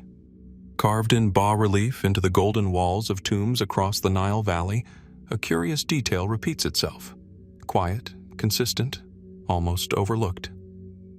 Amid depictions of pharaohs, priests, gods, and warriors, one garment dominates the iconography of Egypt's elite.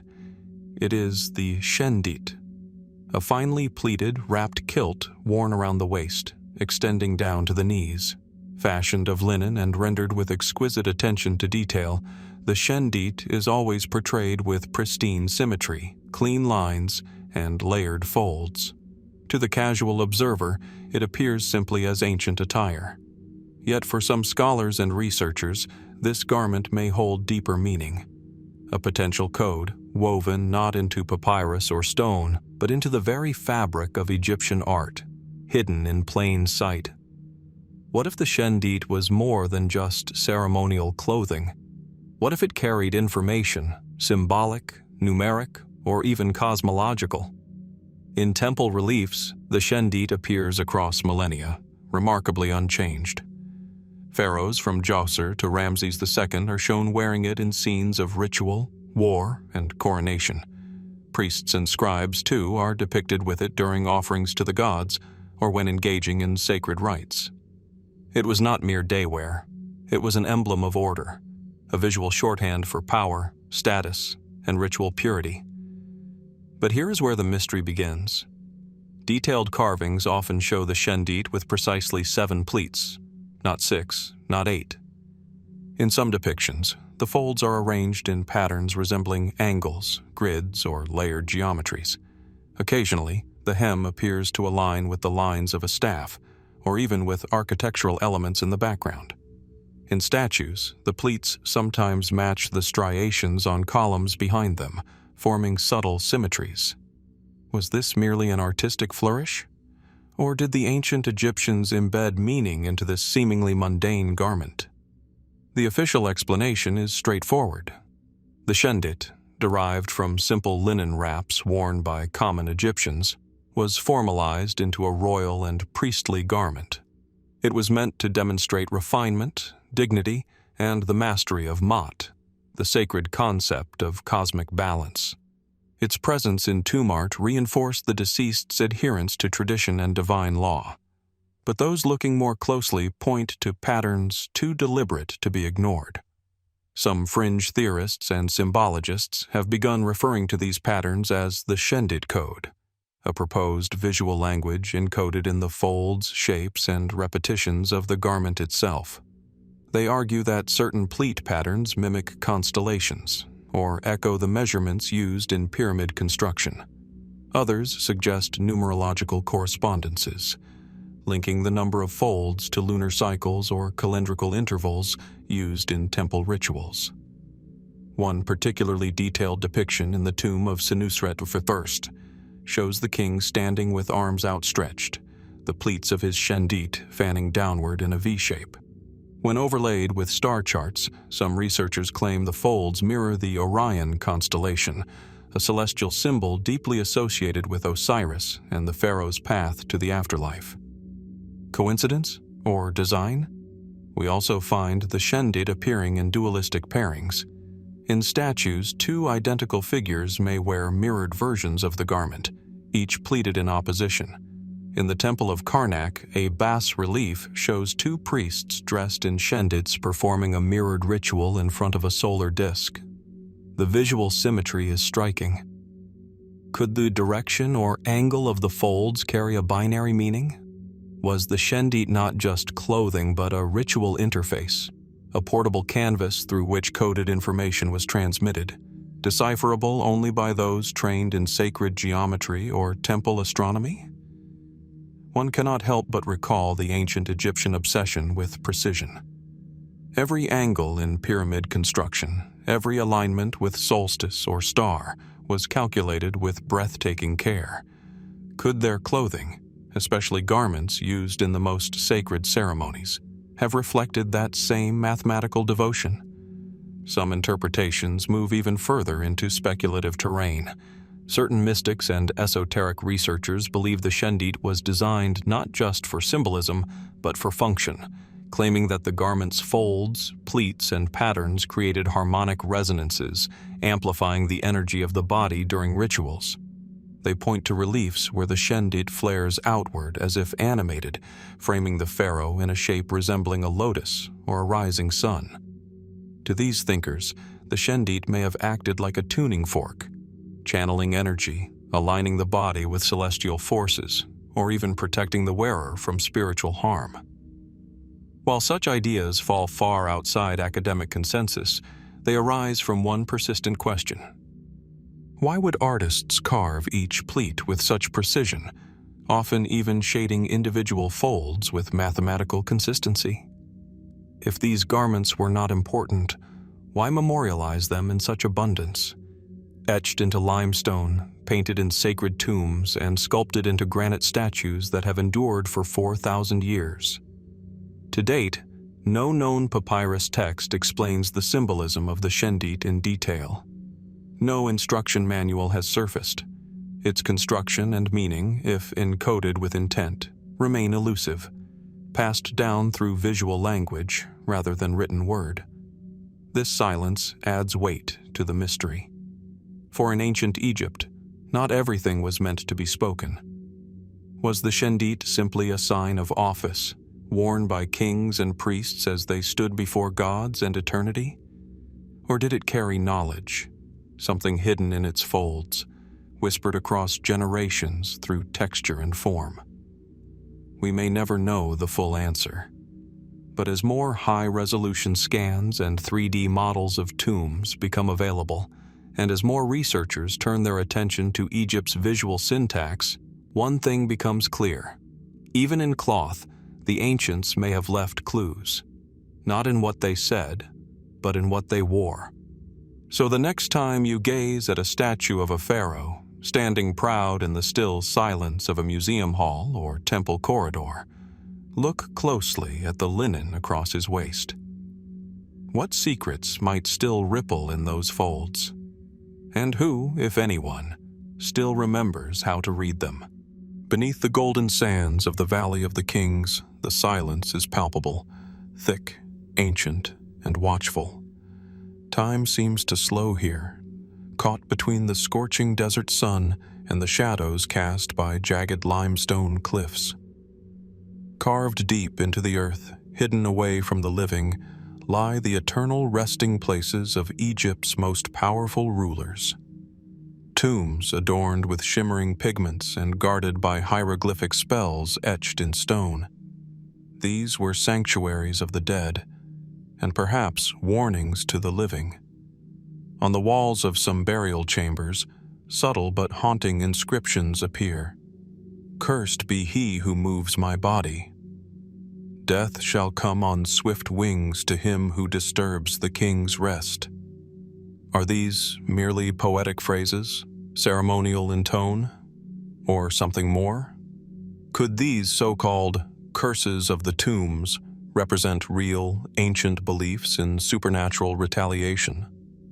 Or might they point to knowledge, now lost, about forces we still do not fully understand?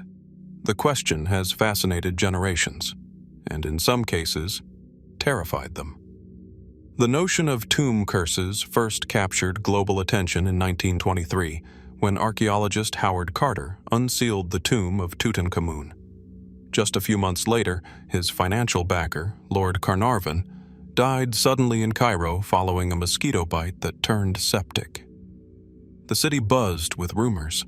A blackout had struck Cairo at the exact moment of his death. Back in England, his dog reportedly howled and dropped dead. Newspapers across the world seized on the story, the mummy's curse. It was the perfect storm of colonial adventure, exotic danger, and tragic coincidence. But was it just coincidence? In the years that followed, other members of Carter's team also died under strange or sudden circumstances. Although modern studies suggest their mortality rates were statistically unremarkable, the mythology of the curse persisted and still lingers today in popular imagination. However, the idea of tomb curses is far older than the 20th century. In several tombs dating back to the Old Kingdom, as early as 2600 BC, inscriptions include what appear to be protective threats. One tomb belonging to the priest Kentika warns, "As for all men who shall enter this tomb, I shall seize his neck like a bird. I shall cast the fear of myself into him." Another in Saqqara reads, "Any ruler or any official who shall do harm to this tomb, Horus shall judge him." These warnings aren't flamboyant. They're precise, personal, directed not at the casual passerby, but at those who would tamper with sacred space. Unlike the generalized mummy's curse trope, these inscriptions carry the legal and theological weight of a culture that viewed death not as an ending, but a transformation, and the tomb as a sealed temple between worlds. What did the Egyptians believe would happen if this sacred contract were violated? From a historical standpoint, many scholars interpret these curses as symbolic deterrents, psychological boundaries meant to prevent theft or vandalism. In an age when tomb robbery was rampant, a spiritual threat could supplement physical traps or guards. And yet, the Egyptians didn't merely fear desecration. They feared spiritual contamination. They believed that disturbing the dead could unbalance both the tomb and the cosmos itself. Still, some researchers have begun to explore other possibilities. What if the curses were not metaphorical, but functioned as part of a broader system of ritual technology? We know the ancient Egyptians were masters of sacred architecture.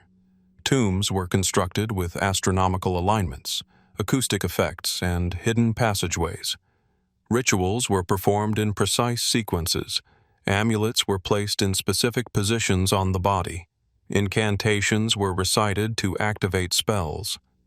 Could the curses themselves have been part of an energetic field, a metaphysical mechanism designed to ward off intruders? Some fringe theories suggest the Egyptians may have possessed a forgotten understanding of vibration, resonance, or subtle energies, what we might today call frequency-based protection. In this view, The curses weren't magical incantations in a fictional sense, but functional ones. Words were spoken with intent, etched into walls, and sealed into place. Interestingly, in some tombs where curses are present, archaeologists report malfunctioning equipment, sudden illnesses, or disorientation, often attributed to mold spores or ancient bacteria. Yet such phenomena only seem to feed the mystery. Can mere symbolism explain the consistent reports of dread and misfortune? Or is there something embedded in these environments that reacts to human presence? Equally puzzling are the selective appearances of curses. Not all tombs contain them, and among those that do, the style and tone vary significantly. Why would one noble threaten divine vengeance while another remains silent? Some believe the presence of curses was reserved for individuals with specific spiritual knowledge, initiates of temple rites or keepers of arcane wisdom. In this sense, the tomb was not just a grave, but a containment vessel, housing not only the deceased, but their knowledge, their power, and possibly their unfinished will. Is it possible that some tombs were sealed not merely to preserve the dead, but to prevent something from escaping? One peculiar case often cited by alternative historians is the tomb of Ankhtifi, a governor during Egypt's first intermediate period. His burial inscription warns that anyone disturbing his tomb will be judged by a great God who hears the cry of the oppressed. The text feels less like a formal blessing and more like a veiled threat. But what makes Ankhtifi's case unusual is his reputation as a harsh warlord, a man rumored to have starved rebellious populations into submission. Why would such a figure emphasize divine justice and vengeance? Could it be that the curse was not for grave robbers, but for future priests, kings, or even historians? In the end, no solid scientific evidence confirms the existence of supernatural tomb curses. Mold, exposure to toxins, psychological suggestion all offer plausible explanations, and yet the warnings remain. They stare out from stone walls after thousands of years, not erased by time or erosion. They whisper across the threshold between the living and the dead, still sharp in their intent. Were they simply fear tactics in an age of grave robbers? Or did the ancient Egyptians truly believe, that death had its guardians, and that some doors should never be reopened? And perhaps more unsettling still, were they right? What forces might we awaken by disturbing the silence of the tombs, and who, or what, might still be listening? Amid the desert plateau of Abusir, just south of the more famous necropolis at Giza, stand a series of pyramids that seem to have been forgotten by time. Wind-carved, sun-bleached, and largely in ruin, these monuments once marked the sacred path of kings. Among them, rising like a jagged memory against the sky, is the crumbling form of the Pyramid of Neferirkare. Its steps are uneven, its limestone casing long stripped away. From a distance, it appears more like a fractured hill than the soaring geometric icons of Khufu or Khafra. Yet, in its eroded silence lies something curious, something not fully explained. For this pyramid is unlike the others in subtle but meaningful ways. It was the tallest built during Egypt's 5th dynasty, and yet it was left unfinished. Why? What caused the builders of this ambitious structure to abandon their work mid-construction? And what else might lie beneath its broken facade? Pharaoh Neferirkare reigned around 2446 to 2426 BC and was the 3rd king of the 5th dynasty. Unlike earlier pharaohs who emphasized sheer scale and megalithic ambition, Neferirkare ushered in a new tradition, one that focused more on religious reform and the cult of Ra, the sun god. His pyramid at Abusir was meant to reflect this cosmic alignment. Initially conceived as a step pyramid, its unusual tiered design set it apart from the smooth-sided models that had become standard after the 3rd dynasty. Historians believe that it was later converted into a true pyramid, an architectural shift mid-project that left behind puzzling evidence. But this transition, from step pyramid to smooth-faced pyramid, raises a critical question. Why change it at all? Did Neferirkare himself order the redesign? Or did his successors attempt to elevate his stature posthumously, only to fall short of completion? The truth remains buried, literally, beneath layers of ancient stone and sand. Archaeological studies reveal that much of the pyramid was constructed using small, loosely packed stone blocks, a departure from the precision masonry seen at Giza. The core is rough, almost hasty. Was this the result of a rushed timeline, or perhaps dwindling state resources? We know that after Neferirkare's death, Egypt entered a period of political and administrative strain. His successors, including his son Neferefre, faced short reigns and internal disorder. Some theorists suggest the pyramid's incomplete state reflects this chaos, a symbol of waning royal power. Others suspect more hidden causes, perhaps a sudden shift in religious ideology, or even a concealed catastrophe that halted the work abruptly. There is no surviving inscription in the burial chamber. No richly painted tomb scenes, no grand narrative carved into the walls. Instead, just empty chambers and descending shafts. Was Neferirkare ever buried here at all? One curious detail fuels the intrigue further. A cache of papyri discovered in a nearby temple belonging to Neferirkare's mortuary complex. These texts, known as the Abuser papyri, are among the oldest surviving administrative records from ancient Egypt. They include temple inventories, priest schedules, offerings, and logistical notes on daily rituals. And yet, they make only fleeting references to the pyramid itself. Why was the monument of a reigning king so absent from the records? Was it intentionally overlooked, or never completed to the point of functional use? Adding to the mystery, some Egyptologists note that a causeway, the ceremonial pathway connecting the Valley Temple to the Mortuary Temple, was never built.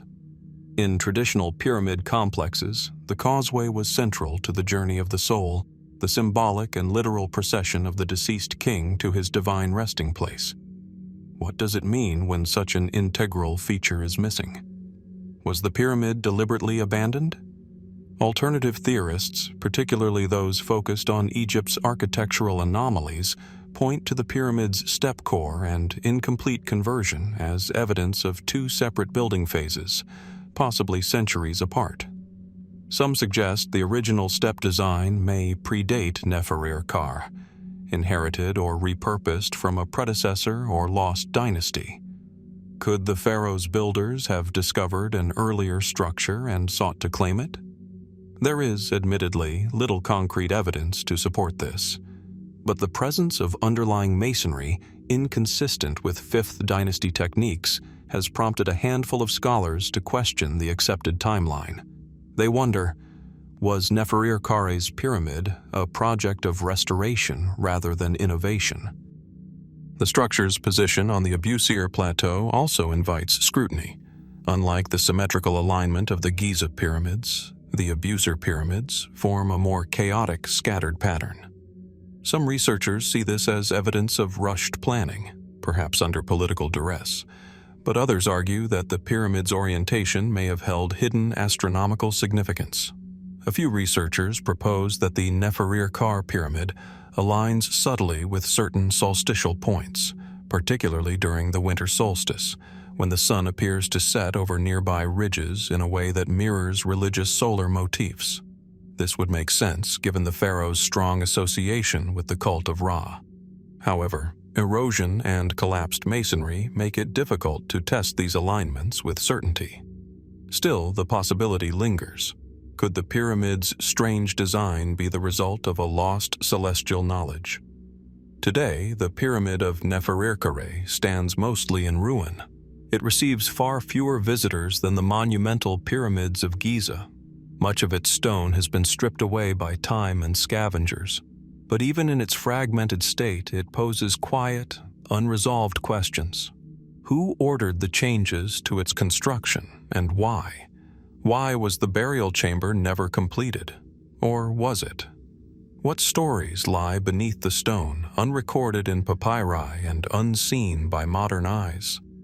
In a civilization obsessed with death, rebirth, and the afterlife, what does it mean when a king's tomb is silent?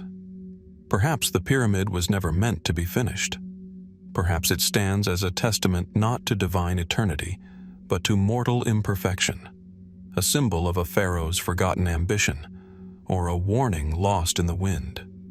Or perhaps the true purpose of Neferirkare's monument remains hidden still, buried beneath sand and assumption, waiting for the right eyes to see what others have missed. From the dry red cliffs of southern Egypt, the sun casts a stark brilliance across ancient stone. Heat shimmers above the smooth granite, and the wind brushes over surfaces once touched by ancient hands. Here, in the granite quarries of Aswan, lies a monument that was never completed, never raised, and never forgotten. A massive enigma resting where time left it. This is the unfinished obelisk.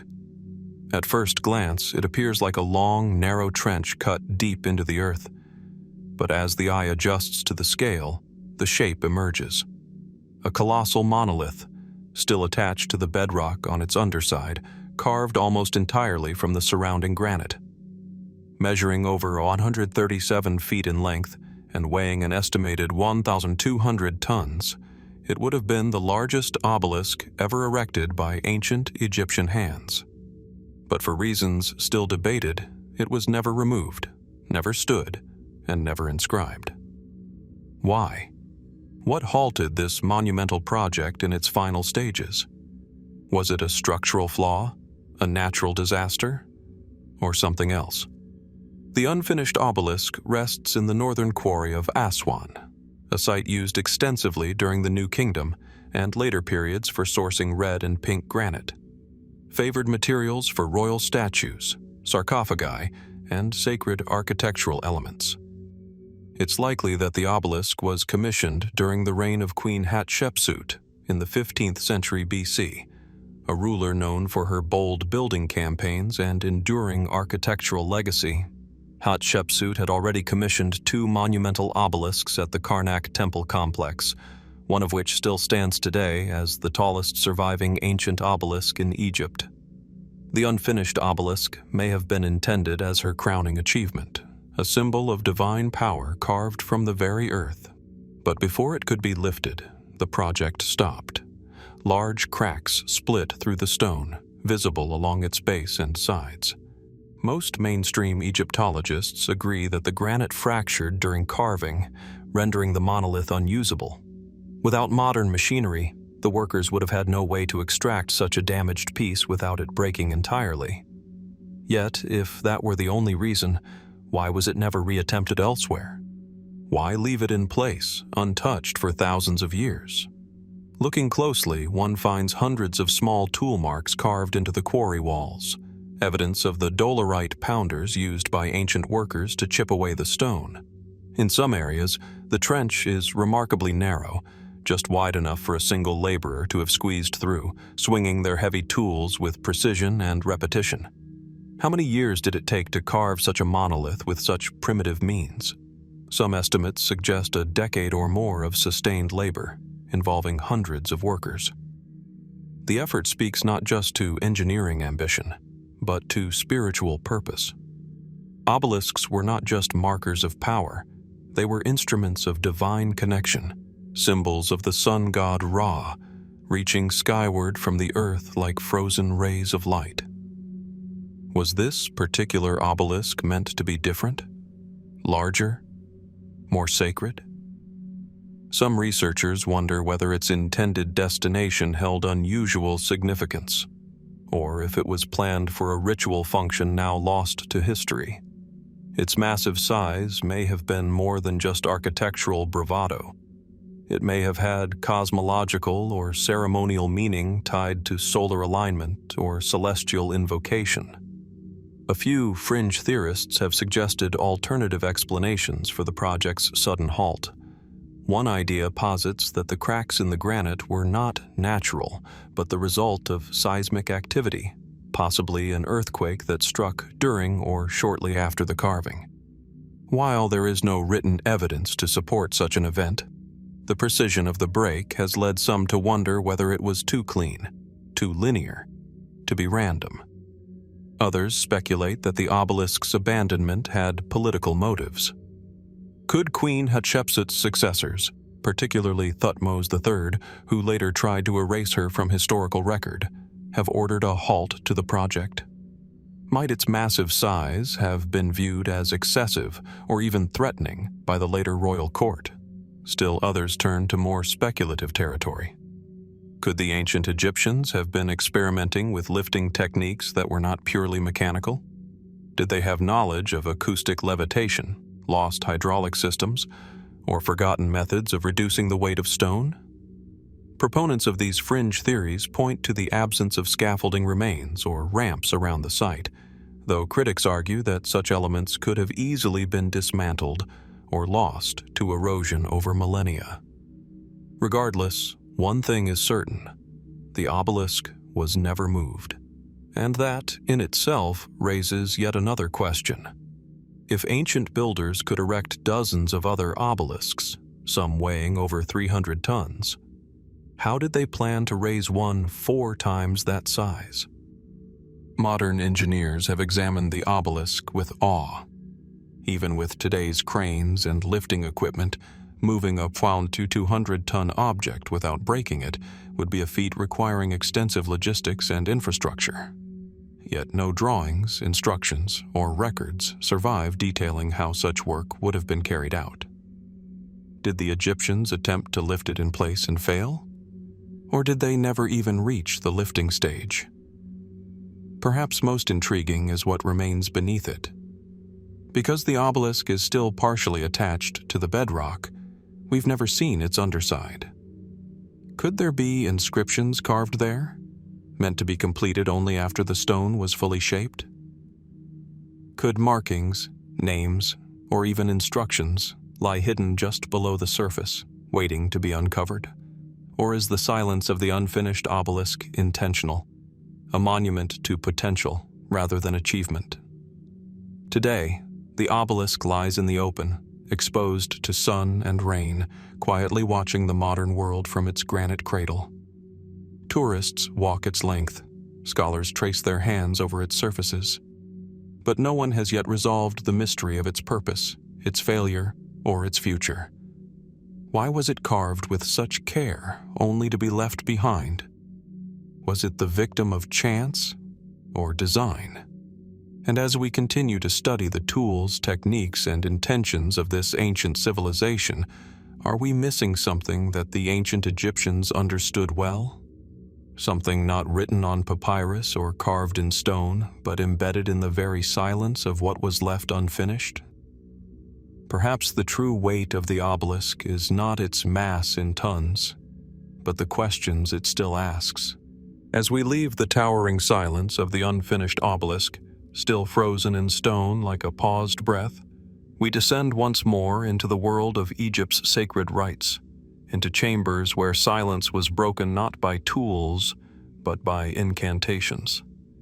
Here, the dead were not mourned but awakened, their senses restored through ancient magic, their passage into eternity guided by one of the most mysterious and evocative ceremonies in Egyptian history, the opening of the mouth.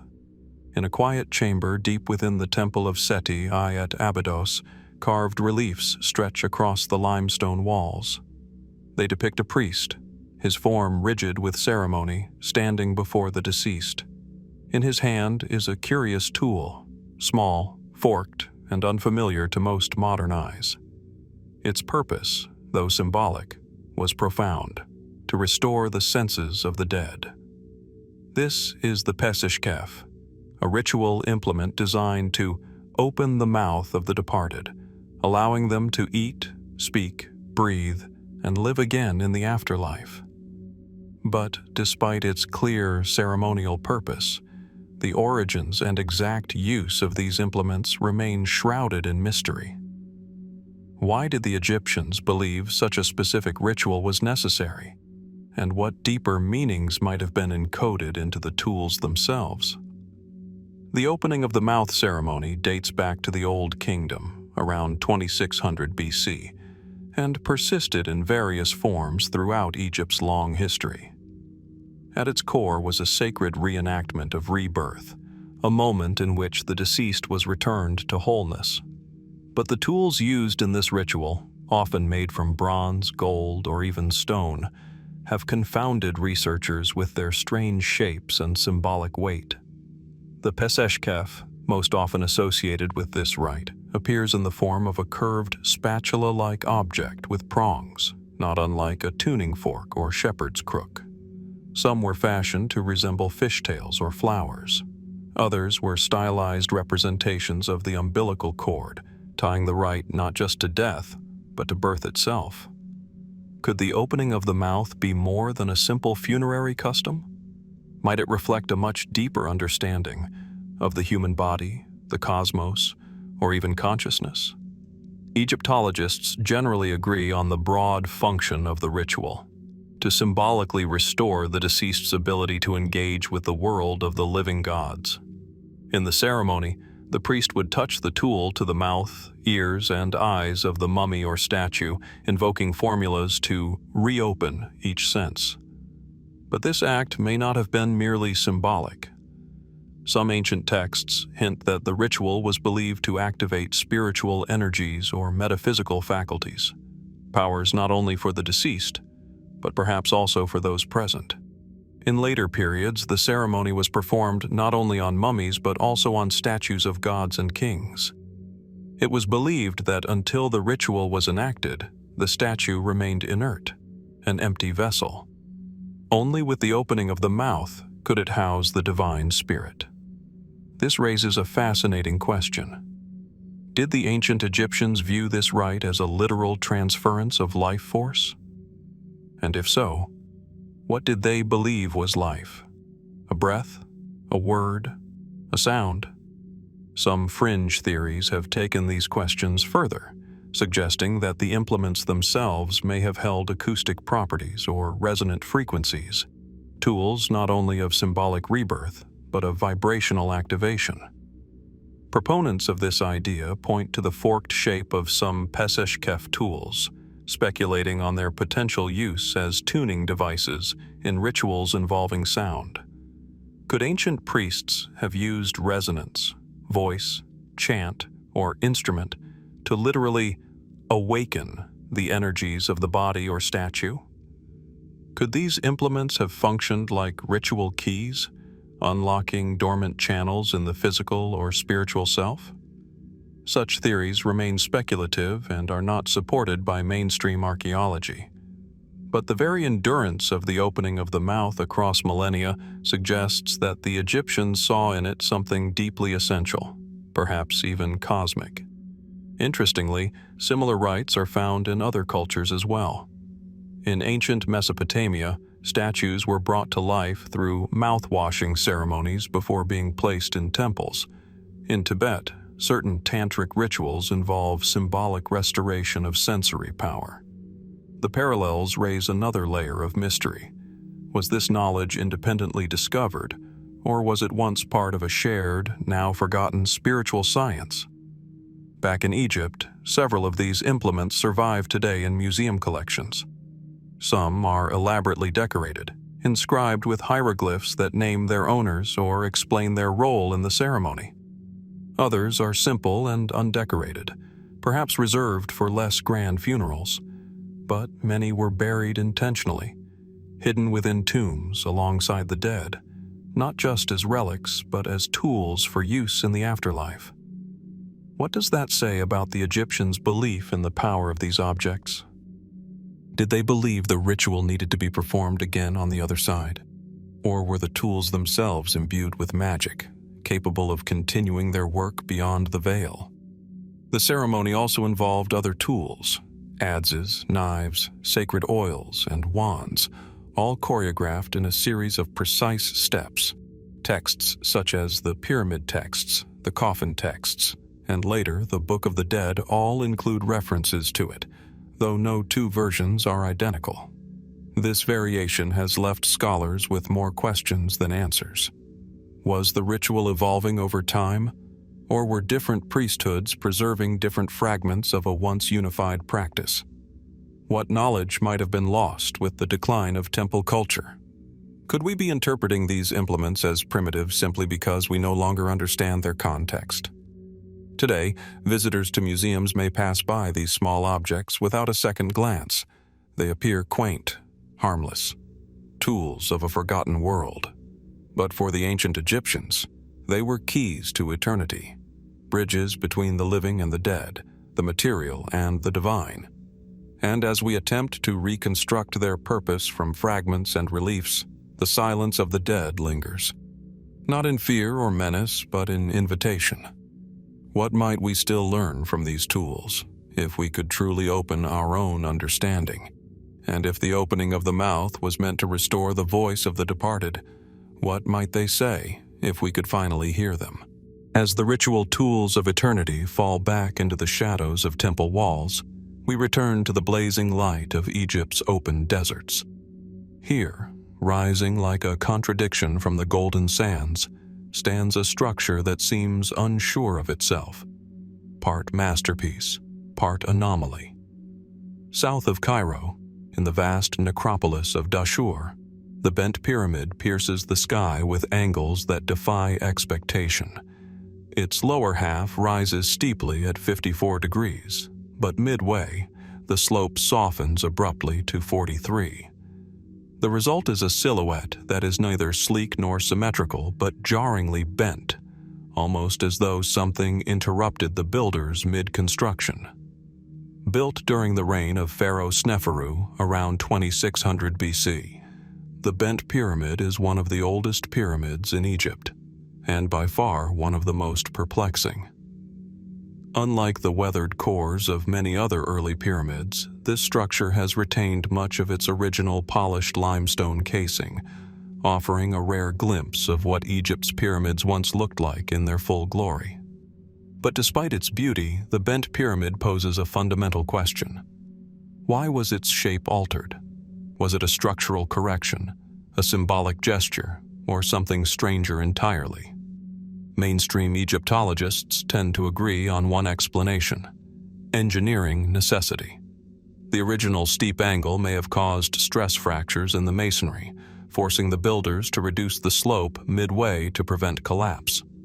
Evidence of internal cracks and pressure lines support this theory, and some suggest that it reflects a vital learning curve in pyramid construction, an evolutionary step between the stepped forms of Djoser and the true smooth-sided pyramids to come.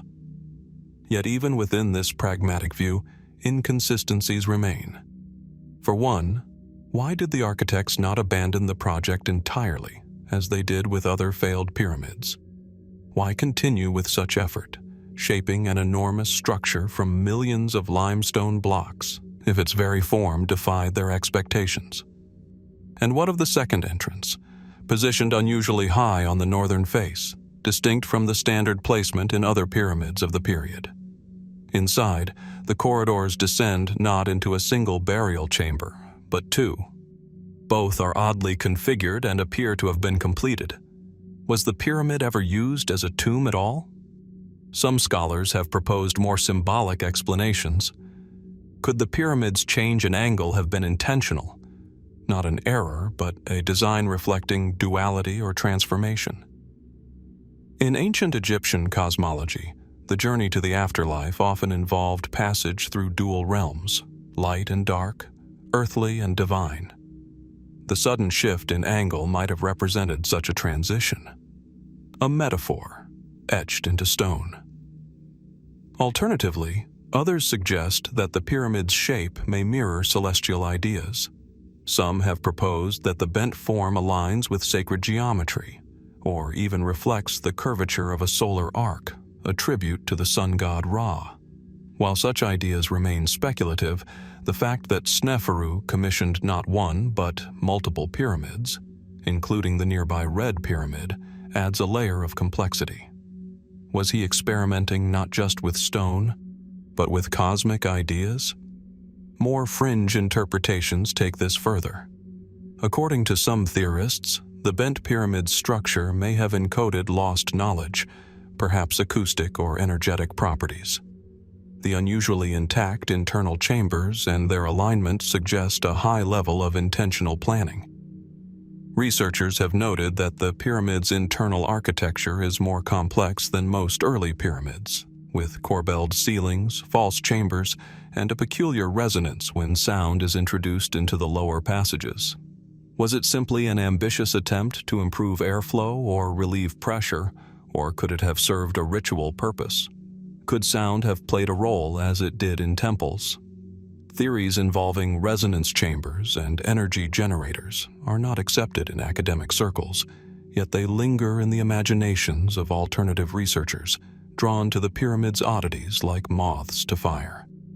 While most evidence favors practical motivations, the enduring aura of the bent pyramid lies precisely in its refusal to conform. Equally puzzling is the identity of its intended occupant. While Sneferu is credited with commissioning the bent pyramid, there is no definitive evidence that he was buried there. His name appears in inscriptions, but no sarcophagus has been discovered. The tomb is curiously empty. Why build such a monumental structure and then not use it? Nearby lies the Red Pyramid, also attributed to Sneferu. Unlike the bent pyramid, its angles are consistent, and it seems to represent a perfected design. Did the bent pyramid become a prototype, abandoned in favor of a better plan? Or was it deliberately preserved as something else entirely? Even now, the interior remains difficult to access, and excavation is limited. Some have pointed out that beneath the surrounding sands may lie further clues, foundations, roads, or even subsidiary structures that hint at a broader ceremonial purpose. Could the bent pyramid have functioned not as a tomb, but as a temple? A cosmic beacon? Or perhaps a mystery school encoded in stone? As the sun sets over Dashur, its rays cast long, broken shadows across the pyramid's distinctive flanks. From a distance, the structure appears almost fluid, less like a building, more like a frozen ripple in time. Whatever its origin, the bent pyramid continues to stand alone, not just physically, but conceptually. It is a monument without parallel, a puzzle without a clear solution. Perhaps, like so many other enigmas of ancient Egypt, it was designed to be that way, a riddle in stone. What knowledge did the ancient builders embed in this unusual shape? And will we ever learn to read what they left behind? Or has the meaning already slipped like shifting sand through the cracks of time?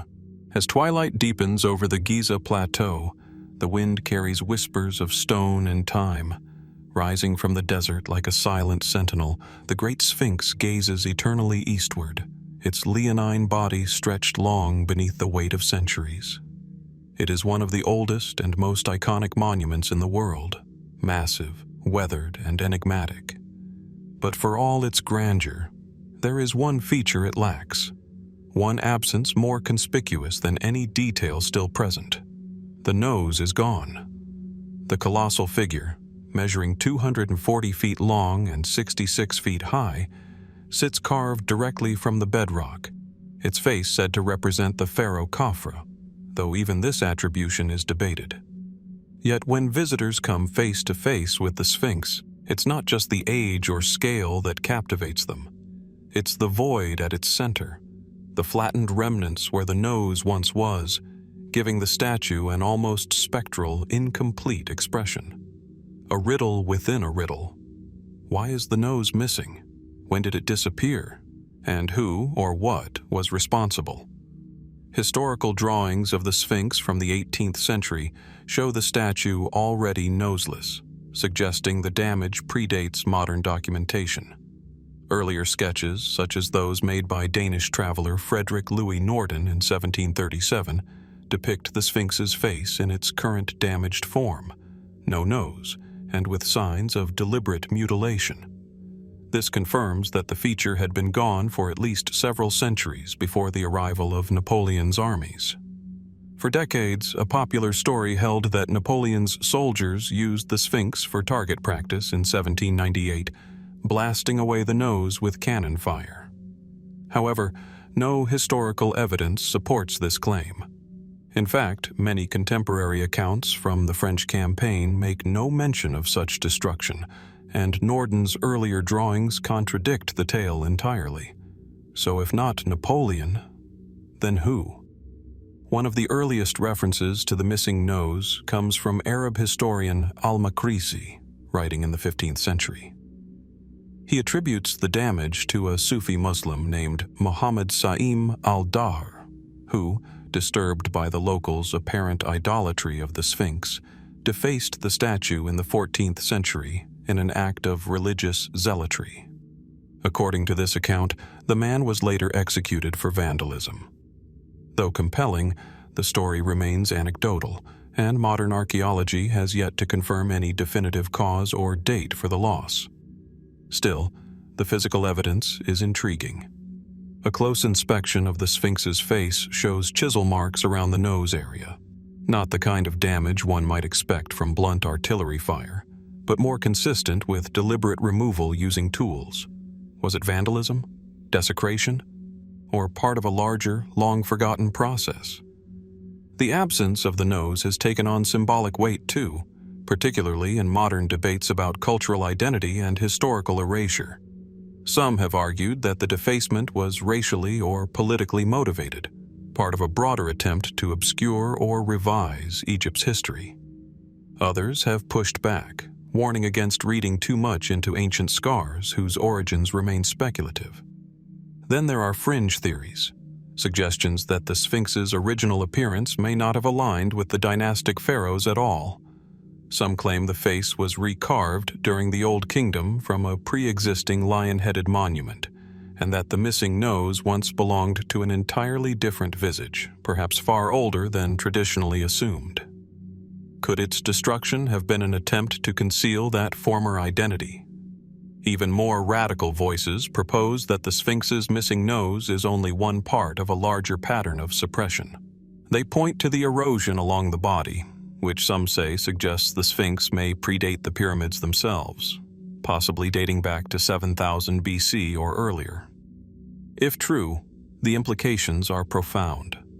Could the missing nose be just the surface of something much deeper? A literal and symbolic erasure of a lost civilization? Mainstream archaeologists are cautious. While they acknowledge the ambiguity surrounding the nose, most consider the monument to date to around 2500 BC, and the damage to be post-pharaonic vandalism, tragic but not mysterious. Still, few scholars can offer a conclusive explanation. The Sphinx has no surviving inscriptions that mention its construction. No documents record its original design or detail its alterations over time. We are left only with the stone itself and its silence. It's worth noting that other statues from ancient Egypt have suffered similar damage. The purposeful defacement of noses, eyes, and limbs was not uncommon in antiquity, often done to deactivate the spiritual power believed to reside in sacred images. In Egyptian theology, the nose was more than a feature. It was the conduit of breath, the very essence of life. To destroy it was to silence the soul. Could this then explain what happened to the Sphinx? Was the nose removed not out of disrespect but out of fear? Did someone believe they were neutralizing something divine? And yet, for all the damage done, the Sphinx remains as immovable and mesmerizing as ever. Tourists gather at its feet, squinting upward into the withering sun, drawn in by the enigma carved into every line of its weathered face. Artists sketch its contours, scholars debate its origin, and all the while, the missing nose continues to haunt the conversation like a ghost, a small detail with vast implications. Why did it disappear? Who took it? And more importantly, what else might have been lost with it? Is the absence just damage, or a deliberate act, hiding something we've yet to fully understand? As the wind swirls around its paws and the stars reappear above the plateau, the great Sphinx remains inscrutable. Its secrets are buried not only in stone but in silence. And silence, as always in Egypt, speaks volumes.